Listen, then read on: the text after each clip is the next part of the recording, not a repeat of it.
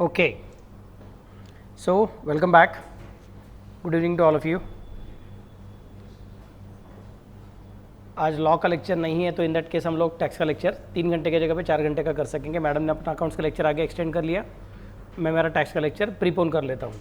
चलो, इसका मतलब ये नहीं है कि हम जल्दी घर जाएंगे. अपना शेड्यूल टाइम घर जाने का है, उसके पहले घर जाओगे तो मोमेंटरी घर के अंदर नहीं लेते हैं. इसके लिए खाली फुकट जल्दी घर जाएंगे नहीं, 7:30 बजे यहाँ से निकलेंगे. ओके, चलिए. आज सुबह हमने बहुत सारी अलग अलग कंसेप्ट के बारे में बात की थी. What were the different concept we talked in the morning, specially the finance act. मुझे याद नहीं है, तुम बताओ. फिनेंस एक्ट के अंदर वो जो टैक्स रेट्स रहते हैं वो कौन से शेड्यूल के अंदर दिए रहते हैं?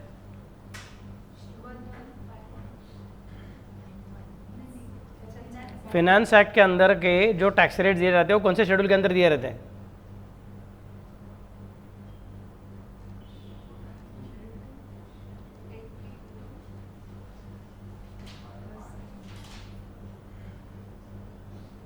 लिखा है नहीं इधर क्या?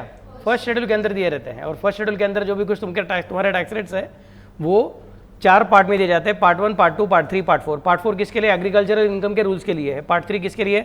सैलरी का TDS का रेट्स क्या रहेगा और एडवांस टैक्स कैसे कैलकुलेट करने का उसके लिए है. पार्ट 2 किसके लिए है? TDS का रेट्स और अदर देन सैलरी उसके लिए है. और पार्ट 1 किसके लिए है? तो पार्ट 1 करंट ईयर के लिए है. अब ये करंट ईयर का गड़बड़ हो जाएगा, तो हम बोलते हैं कि part 1 is for basically current assessment year and part 2, part 3 are basically for current financial year.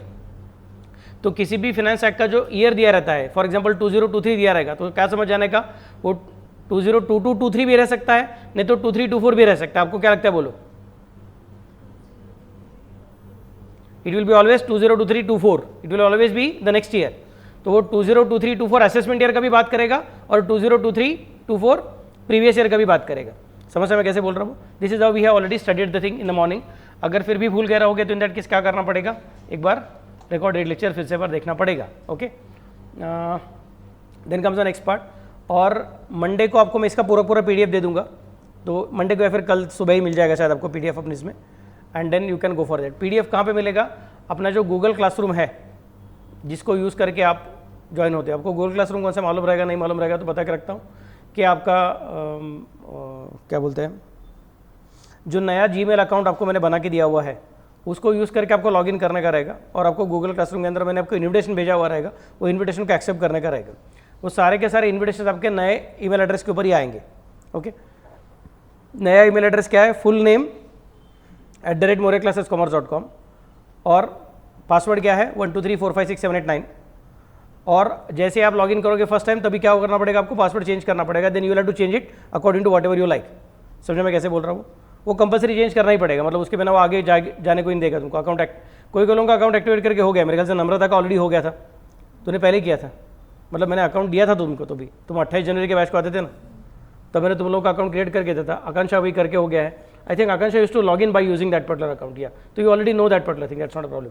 तुमको अभी उस अकाउंट के अंदर आज रात को सारे के सारे ईमेल इन्विटेशन आ जाएंगे. कॉस्टिंग, टैक्स, अकाउंट्स, GST, वो सबका जो अलग अलग क्लासरूम्स है उसका आपको इन्विटेशन आएगा. और इनकम टैक्स का जो इन्विटेशन रहेगा वो क्लासरूम के अंदर आपको मेरा PDF नोट्स वहाँ पे मिल जाएगा. क्लियर में क्या बोल रहा हूँ? वहाँ से आप डाउनलोड कर सकते हो, आपके फ़ोन के अंदर हमेशा रह सकता है, that's not a problem. And then उसको लिखना है. अगर आप सिर्फ देखते रहोगे तो कुछ फायदे का नहीं है, क्योंकि एग्जाम में अगर आपको पता रहेगा तो आपको लिख के दिखाना है कि आपको क्या क्या समझा है, क्या क्या नहीं समझा है. आपके दिमाग में क्या है वो स्कैन करके आपको पूछने वाले नहीं है. तो आपको फिर से बार रिप्रोड्यूस करने को आना चाहिए, आपका स्पीड बढ़ना चाहिए आपका लिखने का, और आपका हैंड राइटिंग भी अच्छा आना चाहिए. इसके लिए लिखने का प्रैक्टिस करना पड़ेगा. लिखना क्या करना है, पूरे स्टडी मटेरियल को लिख के नहीं निकालना है, उसका समरी नोट्स मैंने बना के रखा हुआ है.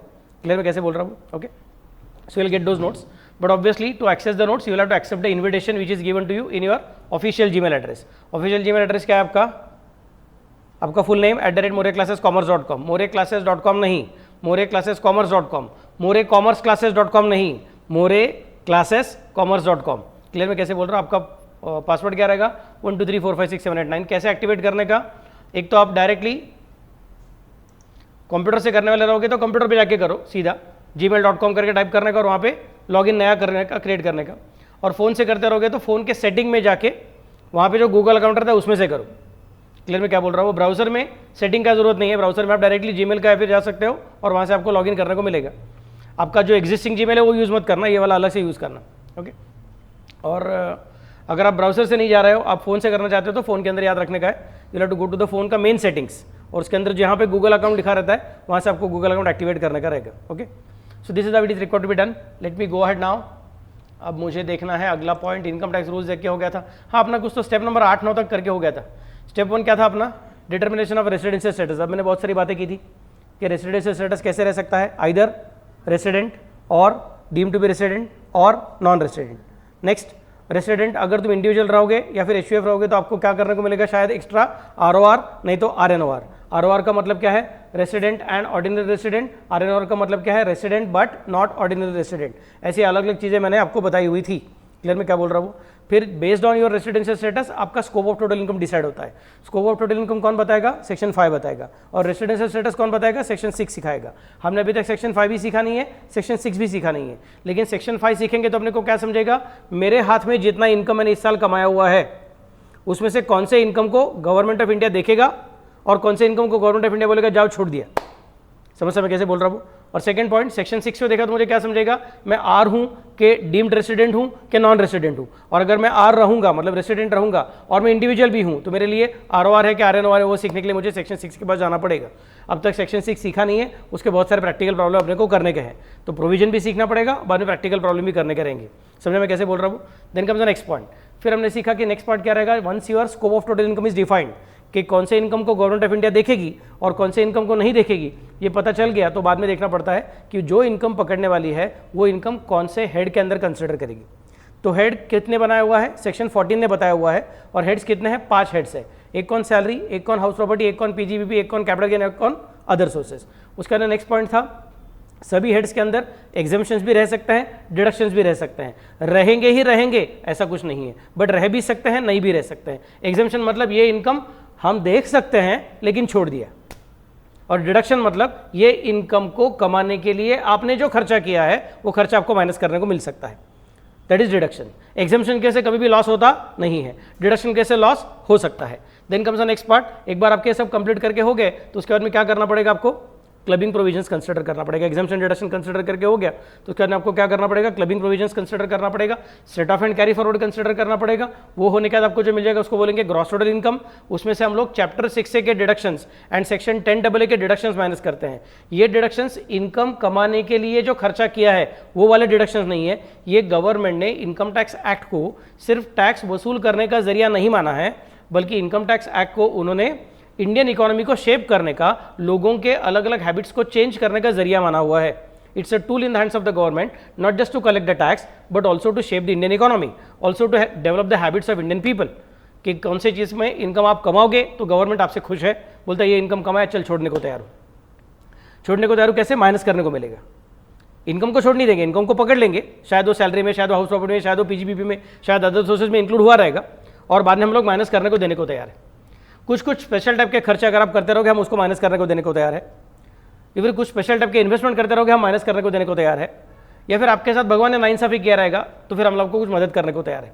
एडहॉक डिडक्शंस, ऐसे 3 टाइप के डिडक्शन वहाँ पे रह सकते हैं। वो माइनस करेंगे तो क्या मिल जाएगा, टोटल इनकम मिल जाएगा। यहाँ तक मेरे ख्याल से हम सुबह पहुँच गए थे।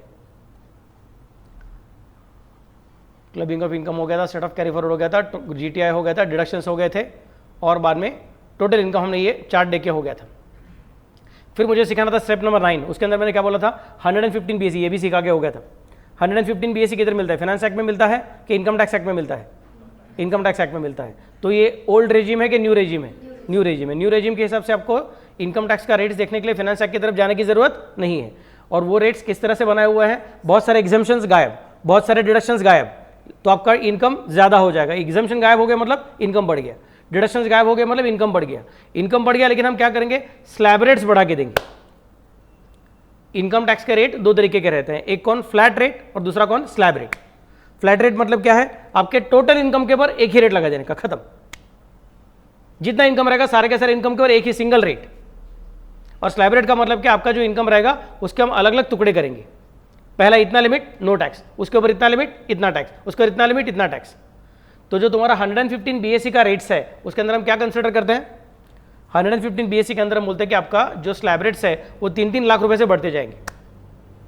0 to 3 lakh, 3 lakh to 6 lakh, 6 lakh to 9 lakh, 9 lakh to 12 lakh, 12 lakh to 15 lakh and 15 lakh and above. ये आपका स्लैब रेट इनकम का बढ़ता है। और टैक्स रेट कैसे रहेगा? 0, 5, 10, 15, 20 के बाद डायरेक्टली 30।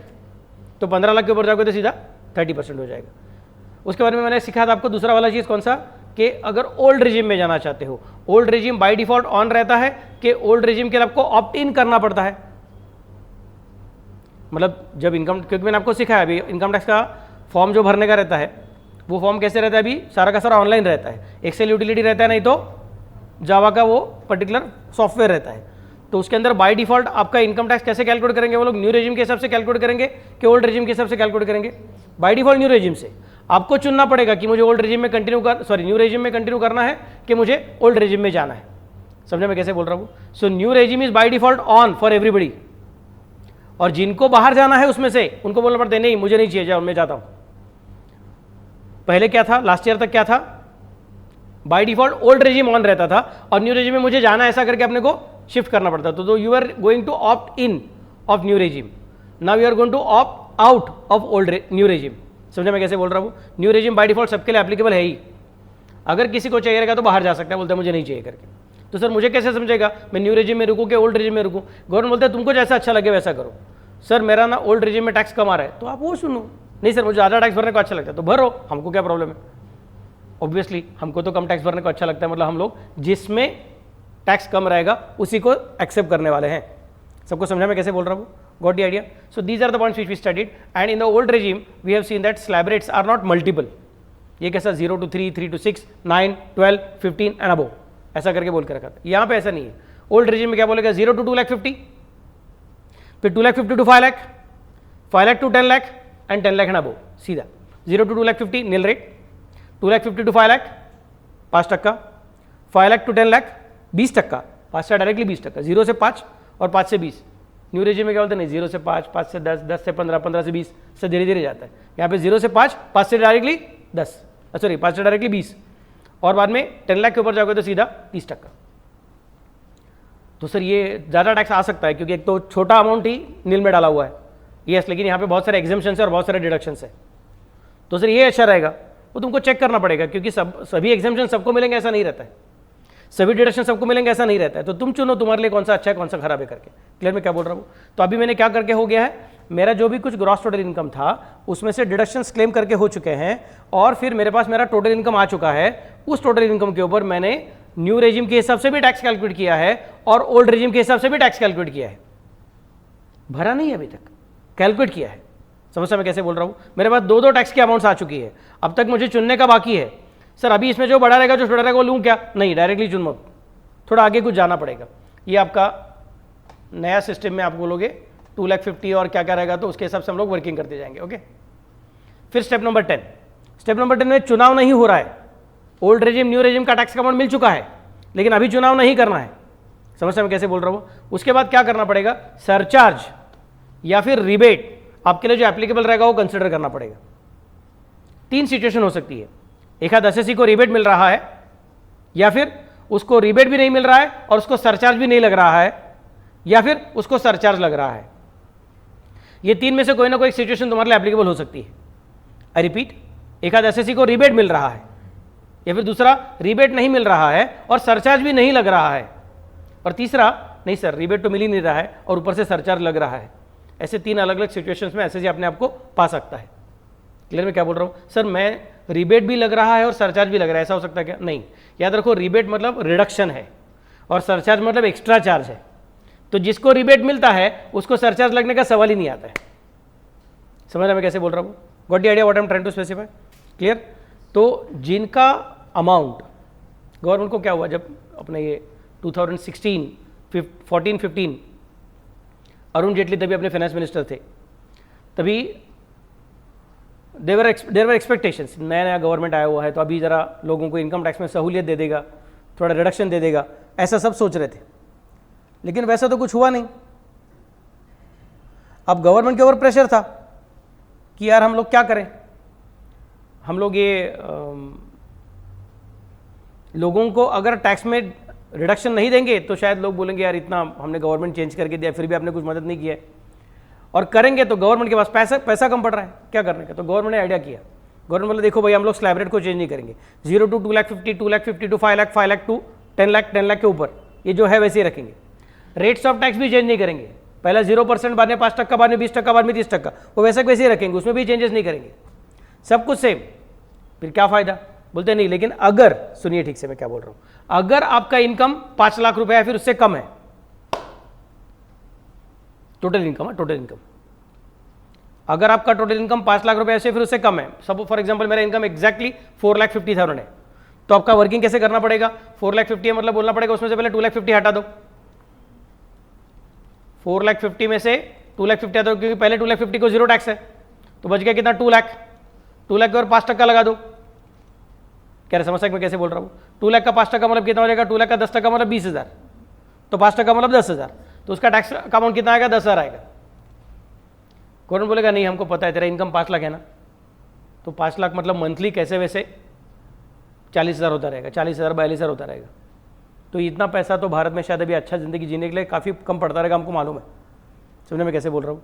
और तेरा जो भी कुछ इनकम है 4,50,000, उसमें से अगर हम लोग 10,000 रुपये तेरे हाथ से निकाल के लेंगे तो तुझे डिस्पोजेबल इनकम बचेगा सिर्फ 4,40,000। समझे मैं कैसे बोल रहा हूँ? हम मदद करना चाहते हैं, लेकिन हम सबको मदद करना नहीं चाहते, हम ऐसे लोगों को मदद करना चाहते हैं जो फर्स्ट स्लैब रेट के अंदर डांस कर रहे हैं। समझ मैं कैसे बोल रहा हूँ? तो उसको बोलेंगे चल तुझे रिबेट दे दिया, कितना रिबेट दे दिया? 10,000, तो तू टैक्स कितना भरेगा? 10,000 कैलकुलेट किया हुआ माइनस रिबेट 10,000, तो तुझे टैक्स कितना भरना पड़ेगा? 0। तो सर ये तो सिंपल बात है, सीधा बोल देने का ना कि टैक्स रेट 5 लाख रुपए तक 0% है। ये पागलपन क्यों करने का? 0 to 2,50,000 0%, 2,50,000 1 to 5 लाख 5%, 5% बोलने का, लेकिन बाद में फिर से वह रिबेट दे देने का। तो क्या को ऐसा करते हो? उसके पीछे गवर्नमेंट का खतरनाक लॉजिक है। सोच के देखो गवर्नमेंट किस तरह से सोचता है। For example if my income is rupees 5 lakh, my income is rupees 5 lakh, तो टैक्स क्रेडिट कैसे कैलकुलेट किया जाएगा? Out of 5 lakh 2,50,000 will be deducted. समझ मैं कैसे बोल रहा हूँ? बचेगा कितना? 2,50,000, और इस 2,50,000 पर मुझे टैक्स रेट कितना लगेगा? 5%, मतलब कितना हो जाएगा? 12,500। समझ मैं कैसे बोल रहा हूँ? गवर्नमेंट क्या बोलेगा? हाँ आपका टैक्स का अमाउंट कितना है? 12,500, और रिबेट कितना है? 12,500, टैक्स मत भरो। तो सर इसका मतलब अप टू 5 लाख 0 ही हो गया ना। लेकिन सुनो अभी आगे क्या होता है करके। सपोज मेरा इनकम 5 लाख नहीं है, सपोज मेरा इनकम 5,10,000 है, तो गवर्नमेंट क्या बोलेगा? इसमें से क्या हटा दो? 5 लाख हटा दो पहले, बच गया कितना? 10,000। अभी तुम किधर हो? 5% के ऊपर चले गए हो। 5 लाख के ऊपर गए मतलब 5% के ऊपर चले गए, मतलब तुमको कितना लगाना पड़ेगा? 20% लगाना पड़ेगा। समझा मैं क्या बोल रहा हूं? तो 10,000 का 20% मतलब कितना हो जाएगा? 2,000।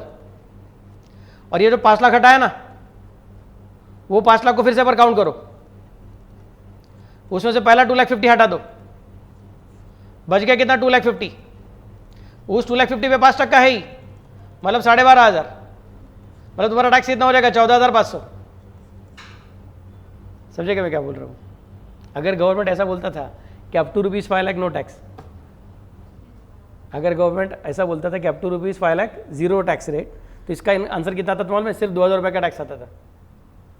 गवर्नमेंट ने क्या बोला? जिनका इनकम 5 लाख रुपए तक है उनको शायद meeting both the ends is going to be difficult. समझा मैं कैसे बोल रहा हूँ? उन लोगों को शायद meeting both the ends for family, हर महीने का खर्चा करना शायद उनको डिफिकल्ट जाता रहेगा, उनको हम मदद करने को तैयार है। बट अगर तुम्हारा इनकम 5 लाख के ऊपर चला गया तो ठीक है, there is no need for us to help you. तो हमने टैक्स स्ट्रक्चर को चेंज नहीं किया है, टैक्स स्ट्रक्चर को वही रखा हुआ है, बट सिर्फ हमने जो लोग पहले ब्रैकेट में हैं उनको मदद किया है। अगर तुम पहले ब्रैकेट को क्रॉस कर चुके हो तो ठीक है, अभी तुमको मदद नहीं मिलेगी। समझे मैं कैसे बोल रहा हूँ? जैसा हमारे पास आपने रेशन में देखा रहेगा, ऑरेंज कलर का रेशन कार्ड रहता है और व्हाइट कलर का रहता है और येलो कलर का रहता है, अलग अलग ब्लू कलर का वाला रहता है। तो ऑरेंज कलर वाला रहेगा तो उसको शुगर ज़्यादा मिलेगी। समझ मैं कैसे बोल रहा हूँ? रॉकेल ज़्यादा मिलेगा, और व्हाइट कलर वाले को कुछ नहीं मिलेगा। रेशन कार्ड है बिकॉज आइडेंटिफिकेशन के लिए लगता है वगैरह करके, ठीक है, लेकिन कुछ मिलने वाला नहीं है सस्ते में वहाँ पे। समझे मैं कैसे बोल रहा हूँ? तुम्हारा इनकम लिमिट 100 के ऊपर चला गया ना, ठीक है, अभी तुम्हारा रेशन कार्ड का कलर चेंज हो गया, रेशन कार्ड का कलर चेंज हो गया, अब तुमको उतनी शक्कर नहीं मिलेगा, अभी तुमको उतना रॉकेल नहीं मिलेगा। Got idea what I am trying to say? वैसे यहाँ पे गवर्नमेंट बोल रहा है, देख भाई आप 5 लाख के ऊपर चले गए ना, ठीक है, अभी मुझे कुछ मत पूछो सर, सिर्फ 10,000 ही बढ़ गया मेरा इनकम और मेरा टैक्स 14,500 बढ़ गया है, that is your problem, bad luck तुम्हारा, और कुछ नहीं। एक हमने पॉवर्टी लाइन ड्रॉ किया, ऐसा कंसिडर करके रखो, उस पॉवर्टी लाइन के नीचे रहोगे, थोड़ा सा नीचे रहोगे तो भी तुमको मदद मिलेगा, उसके थोड़ा ऊपर चले गए, अब तुम अबव पॉवर्टी लाइन हो, सिंपल। ये मेरे ख्याल से तुमने कब सीखा रहेगा ऐसा सिचुएशन? कॉन्ट्रैक्ट एक्ट में सीखा रहेगा। 18 साल पूरा हो गया तो क्या बन गया? मेजर। तो वो बर्थडे का एक दिन पहले अगर मस्ती करता है, कॉन्ट्रैक्ट करता है, समझ में क्या बोला, तो contract is void. But birthday cross करने का नेक्स्ट डे करेगा तो कॉन्ट्रैक्ट इज वैलिड। सर कल भी इतना ही गधा था, आज भी उतना ही गधा है, सिर्फ एक दिन का फर्क है या 2 दिन का फर्क है, मैं बोलूंगा लेट इज ओके, बट कानून ने बोल करेगा ये लाइन ड्रॉ किया ना, इसको क्रॉस करेगा तो खत्म। वैसे यहाँ पे लाइन ड्रॉ करके रखा हुआ है कि अप टू 5 लाख रुपीज अगर आपका इनकम रहेगा, total income, gross total income नहीं, टोटल इनकम, अगर आपका टोटल इनकम 5 लाख रुपए है फिर उससे कम रहेगा तो चलो छोड़ दिया, टैक्स कैलकुलेट करेंगे लेकिन टैक्स में से रिबेट देंगे। समझा मैं कैसे बोल रहा हूं? और जैसे ही तुमने 5 लाख को क्रॉस कर दिया टोटल इनकम में, फिर टैक्स कैलकुलेट करेंगे और रिबेट कुछ नहीं देंगे, चुपचाप से टैक्स भरो। समझा मैं कैसे बोल रहा हूं? So rebate is for people who are having lower amount of tax. Got the idea what I am trying to specify? Rebate is for the people who are having lower amount of tax. Next part, और sir मेरा ना income 5 lakh के ऊपर है, अब क्या होगा? अब रिबेट नहीं मिलेगा। अच्छा, अब सरचार्ज लगेगा क्या? नहीं, सरचार्ज इमीडिएटली नहीं लगेगा। सरचार्ज कब लगता है? सरचार्ज का मतलब होता है टैक्स के ऊपर का टैक्स। आई रिपीट, सरचार्ज का मतलब होता है इनकम के ऊपर का टैक्स नहीं, सरचार्ज का मतलब होता है इनकम के ऊपर कैलकुलेट किए हुए टैक्स के ऊपर का टैक्स। तो वो हम सब लोगों के लिए नहीं है, वो अल्ट्रा रिच लोग हैं ना उनके लिए है, जिनका एनुअल टोटल इनकम 50 लाख से ऊपर है, या फिर 1 करोड़ से ऊपर है, या फिर 1.5 करोड़ से ऊपर है। समझा मैं कैसे बोल रहा हूं? उनको अलग अलग लेवल के हिसाब से उन्होंने टैक्स के ऊपर टैक्स लगाया है। अगर आपको याद रहेगा तो सुबह के लेक्चर में मैंने लास्ट में बोला था कि गवर्नमेंट ऑफ इंडिया का सिस्टम भी थोड़ा चेंज हो गया है। They are not pushing demand side but they are pushing supply side. समझा मैं कैसे बोल रहा हूँ? तो तुम लोग अगर इतना पैसा कमा रहे हो ना इंडिया में, तो तुम टैक्स तो भरना ही पड़ेगा, और ऊपर से टैक्स के ऊपर भी तुमको एक्स्ट्रा टैक्स भरना पड़ेगा। That is called as surcharge. तो obviously there are 3 different situations which are possible. तुम्हारा इनकम 5 लाख से कम है तो तुमको क्या मिलेगा? रिबेट। दूसरा सिचुएशन, तुम्हारा इनकम 5 लाख से ऊपर है लेकिन 50 लाख से कम है तो तुमको सिर्फ नॉर्मल लगेगा इनकम टैक्स, रिबेट नहीं मिलेगा, सिर्फ इनकम टैक्स भरना पड़ेगा। और तुम्हारा इनकम 50 लाख से ऊपर है तो तुमको क्या मिल जाएगा? नंबर 1 रिबेट मिलने वाला नहीं है, नंबर 2 इनकम टैक्स भरना पड़ेगा, और नंबर 3 इनकम टैक्स के ऊपर का टैक्स भरना पड़ेगा, मतलब सरचार्ज भी भरना पड़ेगा। That is step number 10। सो अभी तुम्हारे पास 2 गर्मा गर्म टैक्स के अमाउंट रेडी है। एक कौन सा? Tax as per old regime, और दूसरा कौन सा? Tax as per new regime. Tax as per old regime में बोलते हैं 5 लाख रुपए तक इनकम रहेगा तो रिबेट मिलता है। Tax as per new regime में बोलते हैं अगर टोटल इनकम 7.5 लाख रुपए तक रहेगा तो रिबेट मिलता है। ओल्ड रेजिम में 5 लाख और न्यू रेजिम में 7.5 लाख, इतना टोटल इनकम रहेगा तो रिबेट मिल सकता है। इधर का पॉवर्टी लाइन किधर है? 5 लाख, उधर का पॉवर्टी लाइन किधर है? 7.5 लाख। समझा मैं कैसे बोल रहा हूं? Got the point? सर नहीं, मैं न्यू रेजिम में रहना चाहता हूं और मेरा इनकम 8 लाख है, फिर गया, तुझे रिबेट नहीं मिलेगा। समझा मैं कैसे बोल रहा हूं? सर मैं न्यू रेजिम में रहना चाहता हूं और मेरा इनकम ना 4.5 लाख है, मैं बोलूंगा तुझे इधर भी मिलेगा उधर भी मिलेगा रिबेट, बिकॉज वहां पे भी रिबेट कब मिलता है? 5 लाख तक मिलता रहता है। समझा मैं कैसे बोल रहा हूं? Got the idea? Next, sir नहीं मेरा इनकम 10 लाख है, मैं बोलूंगा शाबाश, अब तू किधर भी जा, इधर ओल्ड नहीं तो न्यू, तुझे किसी भी हालत में रिबेट तो मिलने वाला है ही नहीं।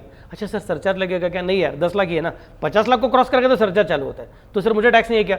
अरे बाबा, सरचार्ज कैंसिल किया है, इनकम टैक्स कैंसिल नहीं किया है, इनकम टैक्स लगेगा तुझे, लेकिन इनकम टैक्स के ऊपर का टैक्स नहीं लगेगा। सो 3 सिचुएशन फिर से बार बोलता हूं। एक तो तुम पॉवर्टी लाइन के नीचे वाले लोग हो, मतलब स्लैब रेट के ऊपर लेकिन पॉवर्टी लाइन के नीचे। स्लैब रेट कहां से चालू होता है? 0 to 3 लाख, नहीं तो 0 to 2,50,000। कह रहे समझ सकते मैं कैसे बोल रहा हूं? न्यू में 0 to 3 लाख, उसको तो बोला है 0 to 3 लाख मतलब टैक्स लगेगा ही नहीं, छोड़ ही दिया। 3 लाख के ऊपर जाकर तो टैक्स लगेगा, 0 to 2,50,000 टैक्स लगेगा ही नहीं, उसके ऊपर जाकर तो टैक्स लगेगा। लेकिन उसके ऊपर हमने और एक लाइन ड्रॉ करके रखा है, डॉटेड लाइन।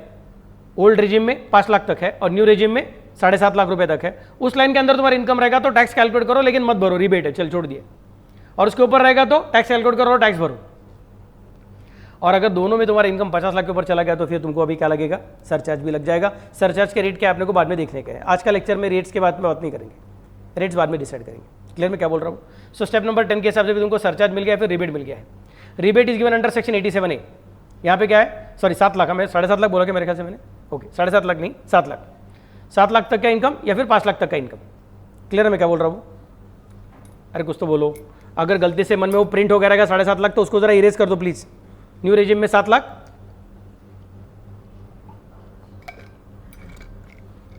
ओल्ड रेजिम में 5 lakh. Okay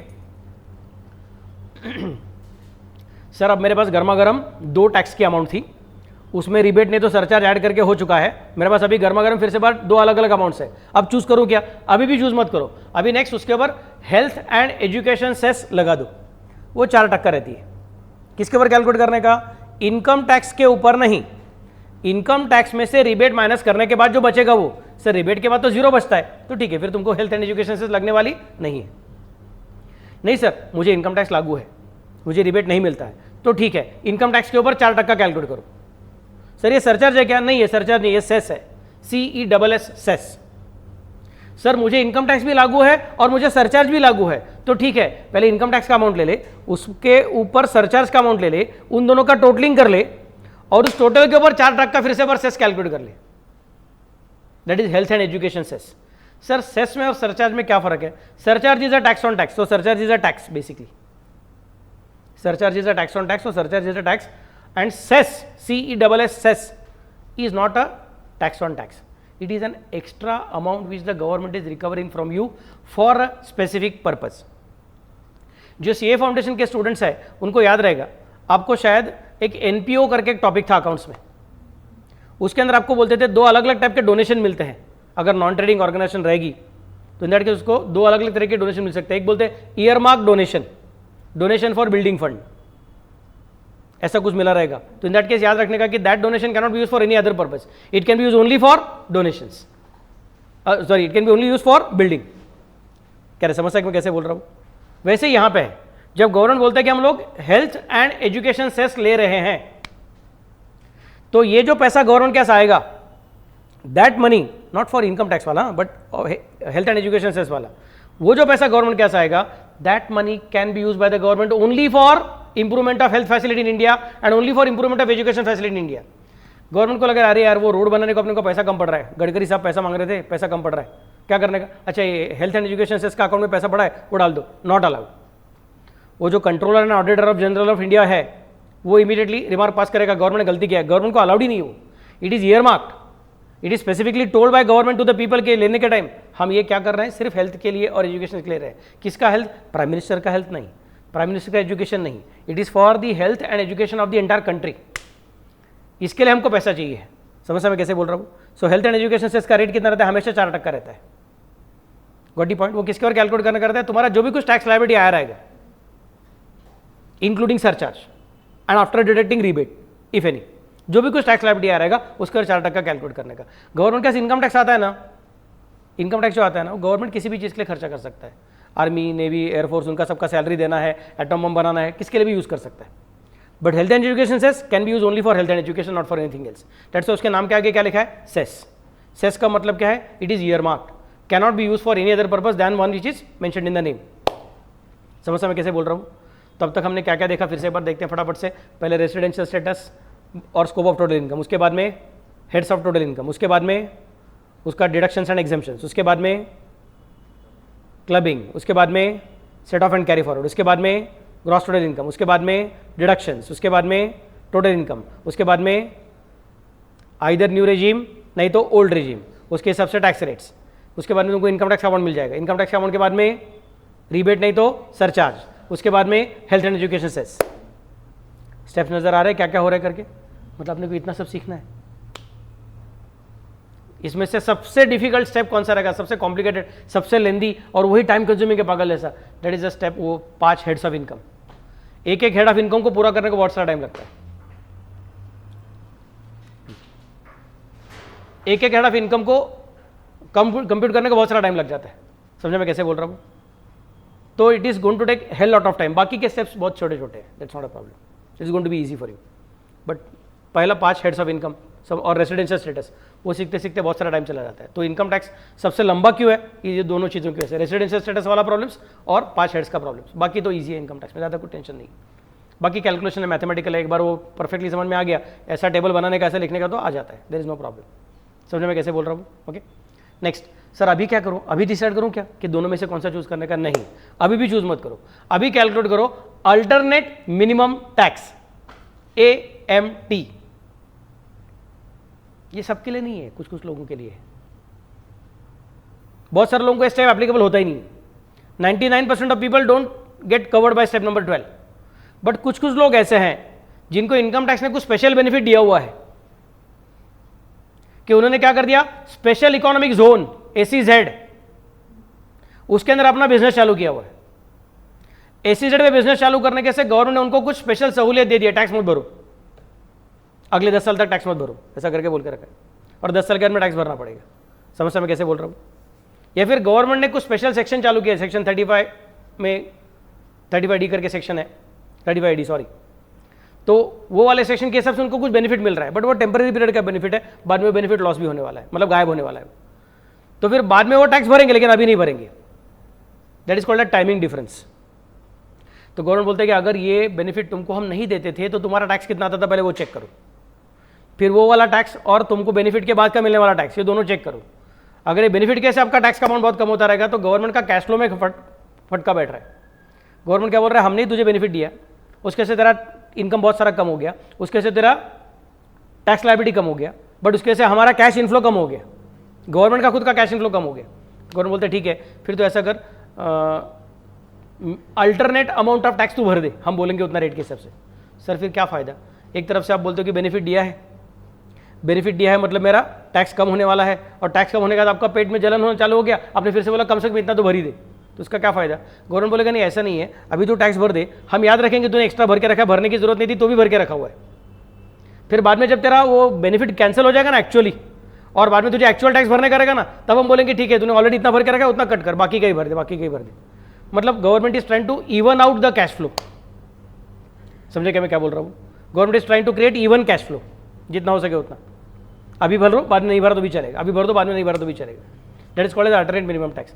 so alternate minimum tax consider कर लो। याद रखो alternate minimum tax is by default available only for what? That old tax regime. This tax benefit 1961 contains profit linked, investment linked deductions under normal provisions of act. Normal provisions बोला देखो भैया, मतलब जब तुम डिफॉल्ट टैक्स रेजिम में आओगे, नए वाले न्यू रेजिम में आओगे तो ये नहीं मिलने वाले, ये पुराने रेजिम में मिलते थे। These tax benefits reduce the tax liability of the taxpayer who exercises the option to opt out of default tax regime under 115 BSE and become eligible to claim such deduction. जो 115 BSE वाले हैं ना, बोलते कि मुझे 115 BSE अच्छा लगता है, डिफॉल्ट रेजिम अच्छा लगता है, न्यू रेजिम अच्छा लगता है, उनको स्टेप नंबर 12 एप्लीकेबल नहीं है। जो लोग 115 BSE से बाहर जाना चाहते हैं, पुराने सिस्टम में जाना चाहते हैं, उनको स्टेप नंबर 12 शायद करके देखना पड़ेगा, वो भी सबको नहीं लगना पड़ता है, बहुत कम लोगों को लगता है। जिन्होंने इन्वेस्टमेंट लिंक्ड नहीं तो प्रॉफिट लिंक बेनिफिट लिए हुए हैं वही, वरना सबको नहीं है वो। समझ मैं कैसे बोल रहा हूँ? अभी क्या चेक कर लो, ये सब होने के बाद, AMTB कैलकुलेट करके होने के बाद, examine whether to pay tax under default tax regime और अंडर 115 BSE और pay tax under optional tax regime as per the regular provisions of act. फिर से एक बार फटाफट से याद करते हैं। स्टेप नंबर 1 क्या बोला? Residential status and scope of total income. Second step क्या बोला? Heads of total income. Third step क्या बोला? Exemptions and deduction. चौथा स्टेप क्या बोला? Clubbing of income. बाद में क्या कंसिडर किया? Set of and carry forward. बाद में क्या कंसिडर किया? Gross total income. बाद में क्या कंसिडर किया? डिडक्शंस। बाद में क्या मिल गया? Total income. बाद में क्या कैलकुलेट किया? दो अलग अलग टैक्स, एक कौन सा? डिफॉल्ट वाला मतलब न्यू रेजिम, या फिर ऑप्शनल वाला मतलब ओल्ड रेजिम। डरो मत, हो जाएगा, समझेगा, टेंशन मत लो। Okay, default regime and old regime, दोनों का टैक्स कैलकुलेट किया। बाद में क्या किया? चेक करो रिबेट मिल रहा है क्या, सरचार्ज लग रहा है क्या। रिबेट मिलता रहेगा तो माइनस कर लो, सरचार्ज लगता रहेगा तो ऐड कर लो। ओके, उसके बाद में क्या करो? हेल्थ एंड एजुकेशन से कंपल्सरी ऐड करो। जो बच गया रहेगा टैक्स अभी, या फिर मिल गया रहेगा टैक्स अभी, उसके बाद 4% कैलकुलेट करके काम खत्म कर दो। उसके बाद में क्या करो? अभी AMT कैलकुलेट करो। AMT किसके लिए? जो न्यू रेजिम वाले उनको AMT कैलकुलेट करने की जरूरत नहीं है। जो ओल्ड रेजिम वाले हैं उसमें से भी जिन्होंने प्रॉफिट लिंक नहीं तो इन्वेस्टमेंट लिंक कुछ बेनिफिट ले रहेंगे, उनको AMT चेक करके देखना पड़ेगा। तो अभी अब तुम्हारे पास 3 अलग अलग अमाउंट ऑफ टैक्स रहेंगे। न्यू रेजिम का टैक्स, नहीं तो ओल्ड रेजिम का नॉर्मल टैक्स, नहीं तो ओल्ड रेजिम का AMT। समझे मैं कैसे बोल रहा हूं? तो ओल्ड रेजिम का नॉर्मल टैक्स सपोज जस्ट आ रहा है 1 लाख रुपया। ओल्ड रेजिम का नॉर्मल टैक्स आ रहा है 1 लाख रुपया, और ओल्ड रेजिम का AMT आ रहा है 1,20,000 रुपया।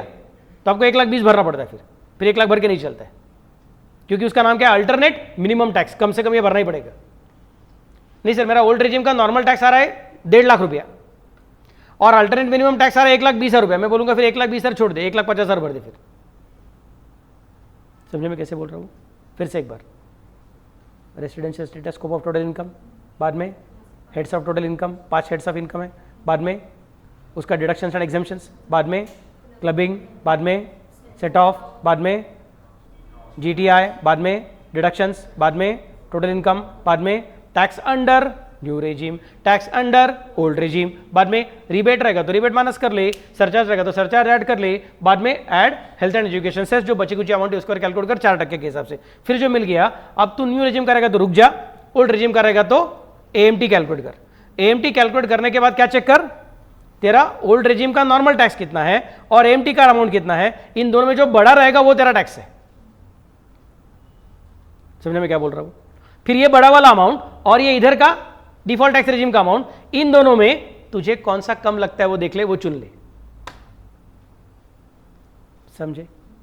फिर से एक बार, अभी तक चेहरे पे मुझे कॉन्फिडेंस नजर नहीं आ रहा है, फिर से एक बार बोलेंगे। सबसे पहले क्या, residential status and scope of total income, बाद में क्या, नहीं आवाज में दम नहीं है, 5 हेड्स ऑफ इनकम, बाद में एग्जेम्पशंस एंड डिडक्शंस, बाद में क्लबिंग, बाद में सेट ऑफ, बाद में जीटीआई, बाद में डिडक्शंस, बाद में टोटल इनकम, बाद में 2 tax, new regime old regime, new regime का टैक्स ओल्ड रेजिम का टैक्स, न्यू रेजिम का टैक्स कैलकुलेट करने के बाद ओल्ड रेजिम का टैक्स कैलकुलेट करने के बाद क्या करने का, आइदर रिबेट रहेगा तो माइनस कर लो, नहीं तो सरचार्ज रहेगा तो ऐड कर लो। उसके बाद में next step, sorry health and education से कितना टक्का रहता है हमेशा, 4%। मैंने तुमको सरचार्ज का रेट अभी तक सिखाया हुआ नहीं है, तुमको बेसिक इनकम टैक्स का रेट सिखा दिया मैंने, स्लैब रेट क्या है करके, बीच में सरचार्ज का रेट सिखाया हुआ नहीं है, और रिबेट कब मिलेगा बोल के रखा हुआ है। ओल्ड रेजिम में 5 लाख के अंदर खेलते रहोगे तो, और न्यू रेजिम में 7 लाख के अंदर खेलते रहोगे तो कितना रिबेट मिलता है, जितना टैक्स रहेगा उतना, जितना टैक्स रहेगा उतना तुमको रिबेट मिलता है, मतलब तुम्हारा टैक्स लायबिलिटी 0 बन जाता है रिबेट की वजह से।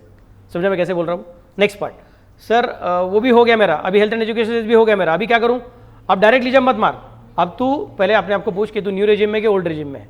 न्यू रेजिम वाला रहेगा तो अभी चुप बैठ जरा, और ओल्ड रेजिम रहेगा तो अभी फिर से बार कैलकुलेट कर एएमटी। अब तेरे पास 3 अमाउंट हो गए, कौन सा, न्यू रेजिम का टैक्स, ओल्ड रेजिम का नॉर्मल, ओल्ड रेजिम का एएमटी, तीनों को कंपेयर मत कर, न्यू रेजिम को साइड में रख दे जरा, और ओल्ड रेजिम के एएमटी का अमाउंट, ओल्ड रेजिम का न्यू वाला नॉर्मल वाला अमाउंट, दोनों को कंपेयर कर, इसमें से जो बड़ा है वो सिलेक्ट कर।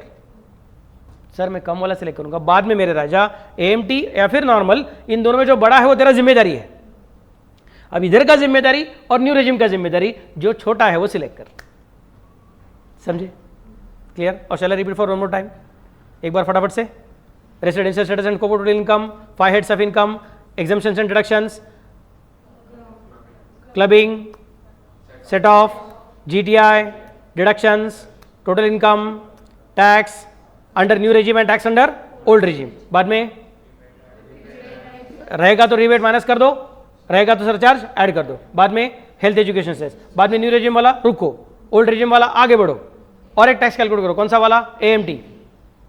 फिर एएमटी एंड पहले कैलकुलेट किया हुआ टैक्स, दोनों में whichever is bigger, larger, higher, more, उसको सिलेक्ट करो, वो जो अमाउंट है वो, और न्यू रेजिम का अमाउंट है वो, उन दोनों में जो छोटा है वो सिलेक्ट करो। और एक बार रिपीट करोगे, हो गया? हो गया, चलो ठीक है। तो अभी तुमको मिल जाएगा तुम्हारा टैक्स का लायबिलिटी तुम कितना सिलेक्ट करना चाहते हो। एग्जामिन वेदर टू पे the tax under default tax regime और अंडर 115 बीएससी, मतलब 115 बीएससी का डिफॉल्ट है, या फिर ऑप्शनल टैक्स रेजिम में जाना चाहते हो, जो अच्छा लगेगा वो कर दो। वो तुम्हारा टैक्स लायबिलिटी, तुम गवर्नमेंट को बोल रहे हो ये मेरा टैक्स है। देखो, this is a very extraordinary thing, we are not living in autocracy, we are living in democracy. हमारा टैक्स हम खुद कैलकुलेट कर रहे हैं, गवर्नमेंट का आदमी आपके घर पे आके आपका टैक्स कैलकुलेट नहीं कर रहा है, आपका टैक्स आप खुद कैलकुलेट कर रहे हो। लेकिन सर मुझे नहीं समझता टैक्स ऐसे कैलकुलेट करने का, मैं तो साइंस का आदमी हूँ, मैं इंजीनियरिंग किया हुआ, मैं डॉक्टर हूँ, तो मैं क्या करूँ? नहीं, हम नहीं कैलकुलेट करेंगे, तुमको तुम्हारा टैक्स कैलकुलेट करना पड़ेगा। लेकिन सर डॉक्टर का पढ़ाई करते करते मेरे जिंदगी में मेरे बाल सफ़ेद हो गए, अभी मैं क्या फिर से मैं टैक्स का पढ़ाई करूँ? That's very difficult. पता नहीं फिर सीए के बाद जा, वो बच्चा लोग आनंद सर के लेक्चर में बैठा हुआ है और बराबर से पढ़ाई कर रहा है, उनको सब मालूम है क्या करने का क्या नहीं करने का। तो आपके पास क्लाइंट क्यों आएंगे? क्योंकि ऐसा कॉम्प्लिकेटेड चीज़ है, और तुम बोलोगे हाँ सर बहुत कॉम्प्लिकेटेड है, मुझे भी नहीं समझता, तो क्लाइंट नहीं आएंगे, फिर मेरे पास आएंगे। समझा मैं कैसे बोल रहा हूँ? So please ensure that complicated, इसके लिए डरो मत, समझने का कोशिश करो। जिस तरह से कोई डॉक्टर बनता है, और मैंने एग्जांपल दिया था कि कुछ भी ऑप्शन में डालना अलाउड नहीं है, वैसा यहाँ पे ऑप्शन में डालने का नहीं। You are an expert in this field where others are finding it difficult to understand. समझा मैं कैसे बोल रहा हूँ? तो इसको मन लगा के पढ़ाई करने का। अब तुम्हारा टैक्स का अमाउंट तुमने गवर्नमेंट को डिक्लेयर कर दिया, ये मेरा टैक्स का अमाउंट है, अब भरूँ क्या? नहीं, ये तो तुमने साल में बीच बीच में भर के रखा था ऑलरेडी। तुमने जो भर के रखा था उसको क्या बोलते हैं हम लोग? Advance tax. समझ मैं कैसे बोल रहा हूँ? तुमने ऑलरेडी भर के हो गया है वो टैक्स, तो जो तुमने ऑलरेडी भर के हो गया वो माइनस करो। अभी ऐसा हो सकता है कि तुमने जो ऑलरेडी भर के रखा है वो तुमने अभी जितना भरना चाहिए, अब भी कैलकुलेट किया ना सब चीज़ें करके, जितना भरना चाहिए उसके मुकाबले जो भर के रखा है वो ज़्यादा भरा था। अब क्या करूँ सर? आप कुछ मत भरो, लेकिन सर मैंने ज़्यादा भरा, उसका क्या? आपको रिफंड मिल जाएगा। Government will give you the refund. Government बोलेगा अच्छा ठीक है मैं आपको पैसा वापस करता हूँ। या फिर ऐसा भी हो सकता है कि आपने कम भरा था, फिर आपको अभी इमीडिएटली टैक्स भरना पड़ेगा। सो तुमने जो टैक्स लायबिलिटी फाइनल किया है, आइदर नॉर्मल वाला, नहीं तो मतलब न्यू रेजिम वाला, नहीं तो ओल्ड रेजिम वाला, तुमने which ever is minimum minus consider किया हुआ है, वो मिनिमम वाले अमाउंट में से ऑलरेडी भरा हुआ टीडीएस मतलब tax deducted at source and advance tax minus कर दो। जो बचेगा वो अमाउंट अगर पॉजिटिव रहेगा, मतलब तुमको अभी भी भरने का बाकी है तो भर दो, निगेटिव आया मतलब तुमने एक्स्ट्रा भर के रखा हुआ है तो इन दैट केस तुमको रिफंड मिल जाएगा। सबको समझा मैं कैसे बोल रहा हूँ? This is how the things will happen. So advance tax and TDS to be deducted and then you will get your either tax payable or tax refundable. सबको समझा मैं कैसे बोल रहा हूँ? और ये पूरा करने के बाद आपको क्या करना पड़ेगा? वो टैक्स भरने को कहाँ पे जाना पड़ेगा? बैंक में। इनकम टैक्स डिपार्टमेंट में जाने का नहीं, भरने को किधर जाने का? बैंक में। उतना होने के बाद कहाँ पे जाने का? इनकम टैक्स डिपार्टमेंट में जाने का किसके लिए? रिटर्न भरने के लिए। रिटर्न मतलब क्या है? इन्फॉर्मेशन। समझा मैं कैसे बोल रहा हूँ? ये रिटर्न में ऑलरेडी बता के हो गया था आपको कि रिटर्न कैसे भरते हैं। So here you complete the second point of this topic. कितने पेजेस पूरे हो गए? 20 पेजेस पूरे हो गए अपने। कितना बच गया? 6:15। अभी अपने को अगला पॉइंट सिखाने का है, डेफिनेशंस। कुछ इंपॉर्टेंट डेफिनेशंस है वो आप लोग सीखने वाले हैं। इनकम टैक्स में बहुत सारे डेफिनेशंस है, उसमें से जो सबसे इंपॉर्टेंट है, जो मालूम नहीं रहेगा तो अपने को प्रॉब्लम सॉल्व करने को नहीं आता है, वो पहले देखेंगे। समझा मैं कैसे बोल रहा हूँ? स्टडी मटेरियल में कुछ एक्स्ट्रा डेफिनेशन भी देखे रखे हुए हैं, मैं सारे के सारे डेफिनेशन नहीं पढ़ूंगा उसमें से, वो आप आराम से पढ़ सकते हो। जो बहुत ही इंपॉर्टेंट है वो सबसे पहले डिस्कस करूंगा।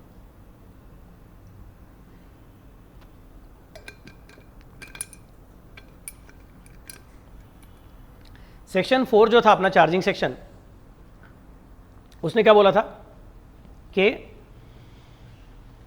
It is the total income of the person which has earned in the previous year, उसके बाद टैक्स रेट लगने वाला है, ऐसा करके बोल कर रखा था। तो सर वो इनकम शब्द का मतलब क्या, पहले सीखने का कोशिश करेंगे।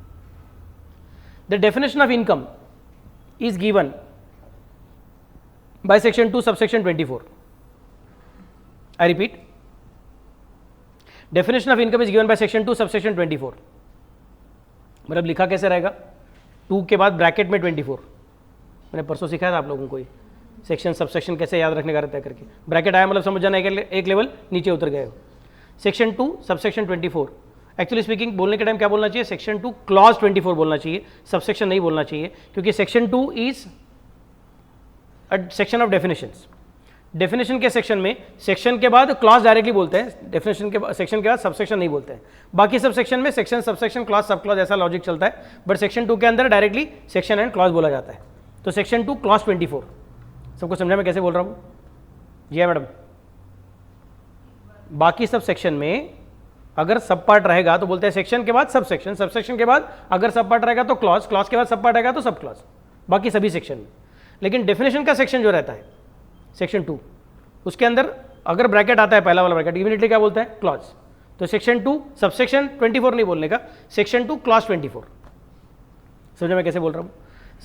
सेक्शन 2 क्लॉज 24, सब क्लॉज 1, 2, 3 वो सब आ सकता है, बट सबसेक्शन पॉइंट यहाँ पे नहीं आता है। Got the idea what I am trying to specify? Okay. नहीं तो तुम गलती से क्या बोलोगे, अरे हाँ it is given by subsection 24 of income tax act section 2, तो मार्क्स खाली फुकट कटेगा। अब कभी इनकम टैक्स डिपार्टमेंट में जाके बात कर रहे हो ऑफिसर के सामने, तुम बोलोगे सेक्शन 2 सबसेक्शन 24, बोलेगा नहीं यार गलत है, ये सबसेक्शन है ही नहीं यहाँ पे तो सब क्लॉजेस ही है। समझा मैं कैसे बोल रहा हूँ? ओके। तो सेक्शन 2 क्लॉज 24 बोलता है इनकम का डेफिनेशन। इनकम का डेफिनेशन क्या कहता है? बहुत लंबा डेफिनेशन, उन्होंने वहाँ पे 27 अलग अलग पॉइंट्स बताए हुए हैं कि इसको इनकम बोलते हैं, इसको इनकम बोलते हैं, इसके इनकम बोलते हैं, वगैरह वगैरह। मेरे ख्याल से शायद परसों वैभव सर ने, नहीं तो नीरज सर ने आपको ये सिखाया हुआ है। डेफिनेशंस बेसिकली 2 तरीके के रहते हैं बेसिकली। एक कौन सा वाला? इंक्लूसिव डेफिनेशन, और एक कौन सा वाला? Exhaustive definition. इंक्लूसिव का मतलब क्या होता है? दिखाओ पे न जाओ, अपनी अकल लगाओ, मतलब इंक्लूसिव डेफिनेशन। जो है सो है और जो नहीं है वो भी हो सकता है, उसको कहते हैं इंक्लूसिव डेफिनेशन। जो है सो है और जो नहीं है वो भी हो सकता है, उसको बोलते हैं इंक्लूसिव डेफिनेशन। एंड एग्जॉस्टिव का मतलब क्या होता है? दिखाओ पे ही जाओ, अपनी अकल बिल्कुल मत लगाओ, जितना बोला उतना। रिस्ट्रिक्टिव डेफिनेशन है। The meaning of the word is exhausted to the extent of the words which are used in the definition. You cannot go beyond the words, then it is called as exhaustive definition. And जब income tax बोलता है या फिर कोई भी कानून बोलता है कि नहीं बाबा हम लोग बता रहे हैं आपको ये इसका मीनिंग है, बट ये मीनिंग है और दूसरा भी मीनिंग आ सकता है, तो उसको बोलने का inclusive definition. Let us try to understand how the definitions work.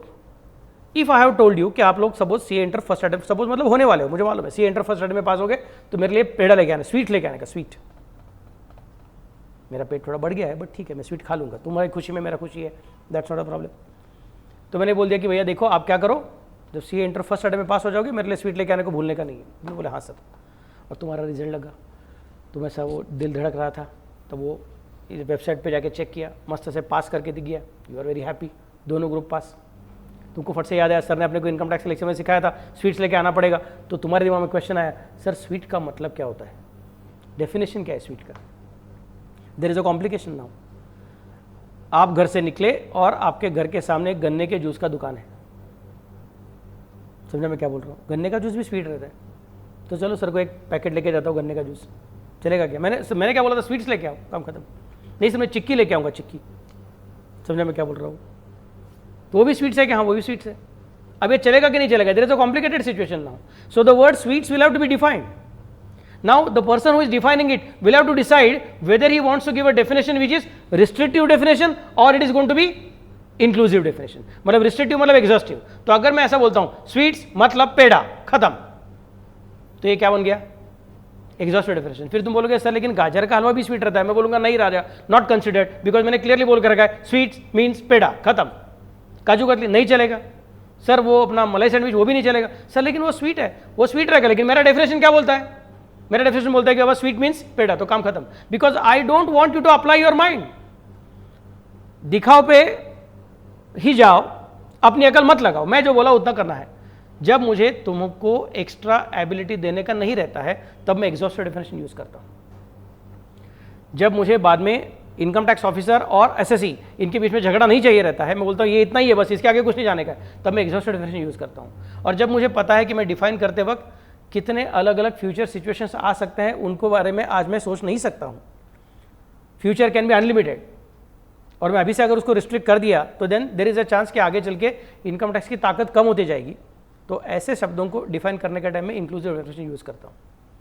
तो अगर उन्होंने बोल के रखा इनकम मतलब सैलरी, जस्ट एग्जाम्पल, तो क्या हो जाएगा, मैं बोलूँगा सर मुझे सैलरी नहीं मिलता है, मुझे तो सेल्स का इनकम मिलता है, चलो इसको टैक्स नहीं लगाना है क्योंकि आपने बोला इनकम मीन्स सैलरी, खत्म. अब मीन्स का मतलब क्या होता है, एग्जॉस्टिव डेफिनेशन, मतलब you can not go beyond it. क्या समझता है कि मैं क्या बोल रहा हूँ. इनकम टैक्स बोलेगा ये डेंजरस चीज़ है, इसके लिए हमने इनकम का डेफिनेशन कैसे दिया हुआ है, इंक्लूसिव दिया हुआ है. It is not given as exhaustive definition, it is given as inclusive definition. Inclusive definition में उस शब्द का मतलब नहीं बताया जाता है, बल्कि उस शब्द के दायरे में, उस शब्द के बाउंड्री में कितने अलग अलग एग्जाम्पल्स आ सकते हैं, वो एग्जाम्पल का लिस्ट दिया जाता है. और वो एग्जाम्पल के लिस्ट को देखते हुए आप खुद दिमाग चलाओ कि उसके बीच में क्या कॉमन थ्रेड है. समझता मैं कैसे बोल रहा हूँ. और आप दिमाग चलाओ कि अरे ये ऐसा रहेगा तो ऐसा पकड़ लेता, ऐसा रहता ऐसा पकड़ लेता, मतलब मेरा ये वाला इनकम को भी शायद पकड़ेंगे कि नहीं पकड़ेंगे, ऐसे तुमको खुद को दिमाग चलाने का रहेगा. समझता मैं कैसे बोल रहा हूँ. तो हम किसकी बात कर रहे हैं, इनकम की बात कर रहे हैं. सेक्शन कौन सा है, 2. क्लॉज कौन सा है, 24. सेक्शन 2 क्लॉज 24 बोलता है इनकम इंक्लूड्स, और 27 लोगों का लिस्ट देता है. ये लो पूरा पूरा लिस्ट. सर याद रखने का क्या, बिल्कुल नहीं याद रखने का. चाहे तो पढ़ने का तो पढ़ लो एक बार, नो प्रॉब्लम, लेकिन याद रखने की जरूरत नहीं. बट वो 27 पॉइंट्स को अगर आप ठीक से मन लगा के पढ़ोगे तो आपको कुछ कॉमन थ्रेड नजर आएंगे. और उसका सबसे इंपॉर्टेंट पॉइंट क्या है, income to a person is like fruit to a tree. जिस तरह से किसी पेड़ को फल, उस तरह से किसी पर्सन को उसका इनकम. मतलब income is a result of the activities done by the person for the purpose of earning his livelihood. जिस तरह से पेड़ क्या करता है, पेड़ वो क्या बोलते हैं उसको, फोटोसिंथेसिस, बराबर है कि नहीं, और उससे उसको फल वगैरह फूल वगैरह मिलते हैं. तो वैसे मैं जो एक्टिविटी हमेशा करता हूं, तो मेरा कोचिंग क्लास चलाने का काम है, उसमें से मुझे जो पैसा मिल रहा है that will be considered as my income. Income to a person is like fruit to a tree, so you consider a person as a tree and find out what is activity which he does for the purpose of his livelihood. समझा मैं क्या बोल रहा हूं. And then whatever he does for the purpose of his livelihood that will be considered as his income. उसका जो result रहेगा that will be considered as his income. समझ मैं कैसे बोल रहा हूं. पहला बेसिक प्रिंसिपल. लेकिन sir now there is a complicated situation.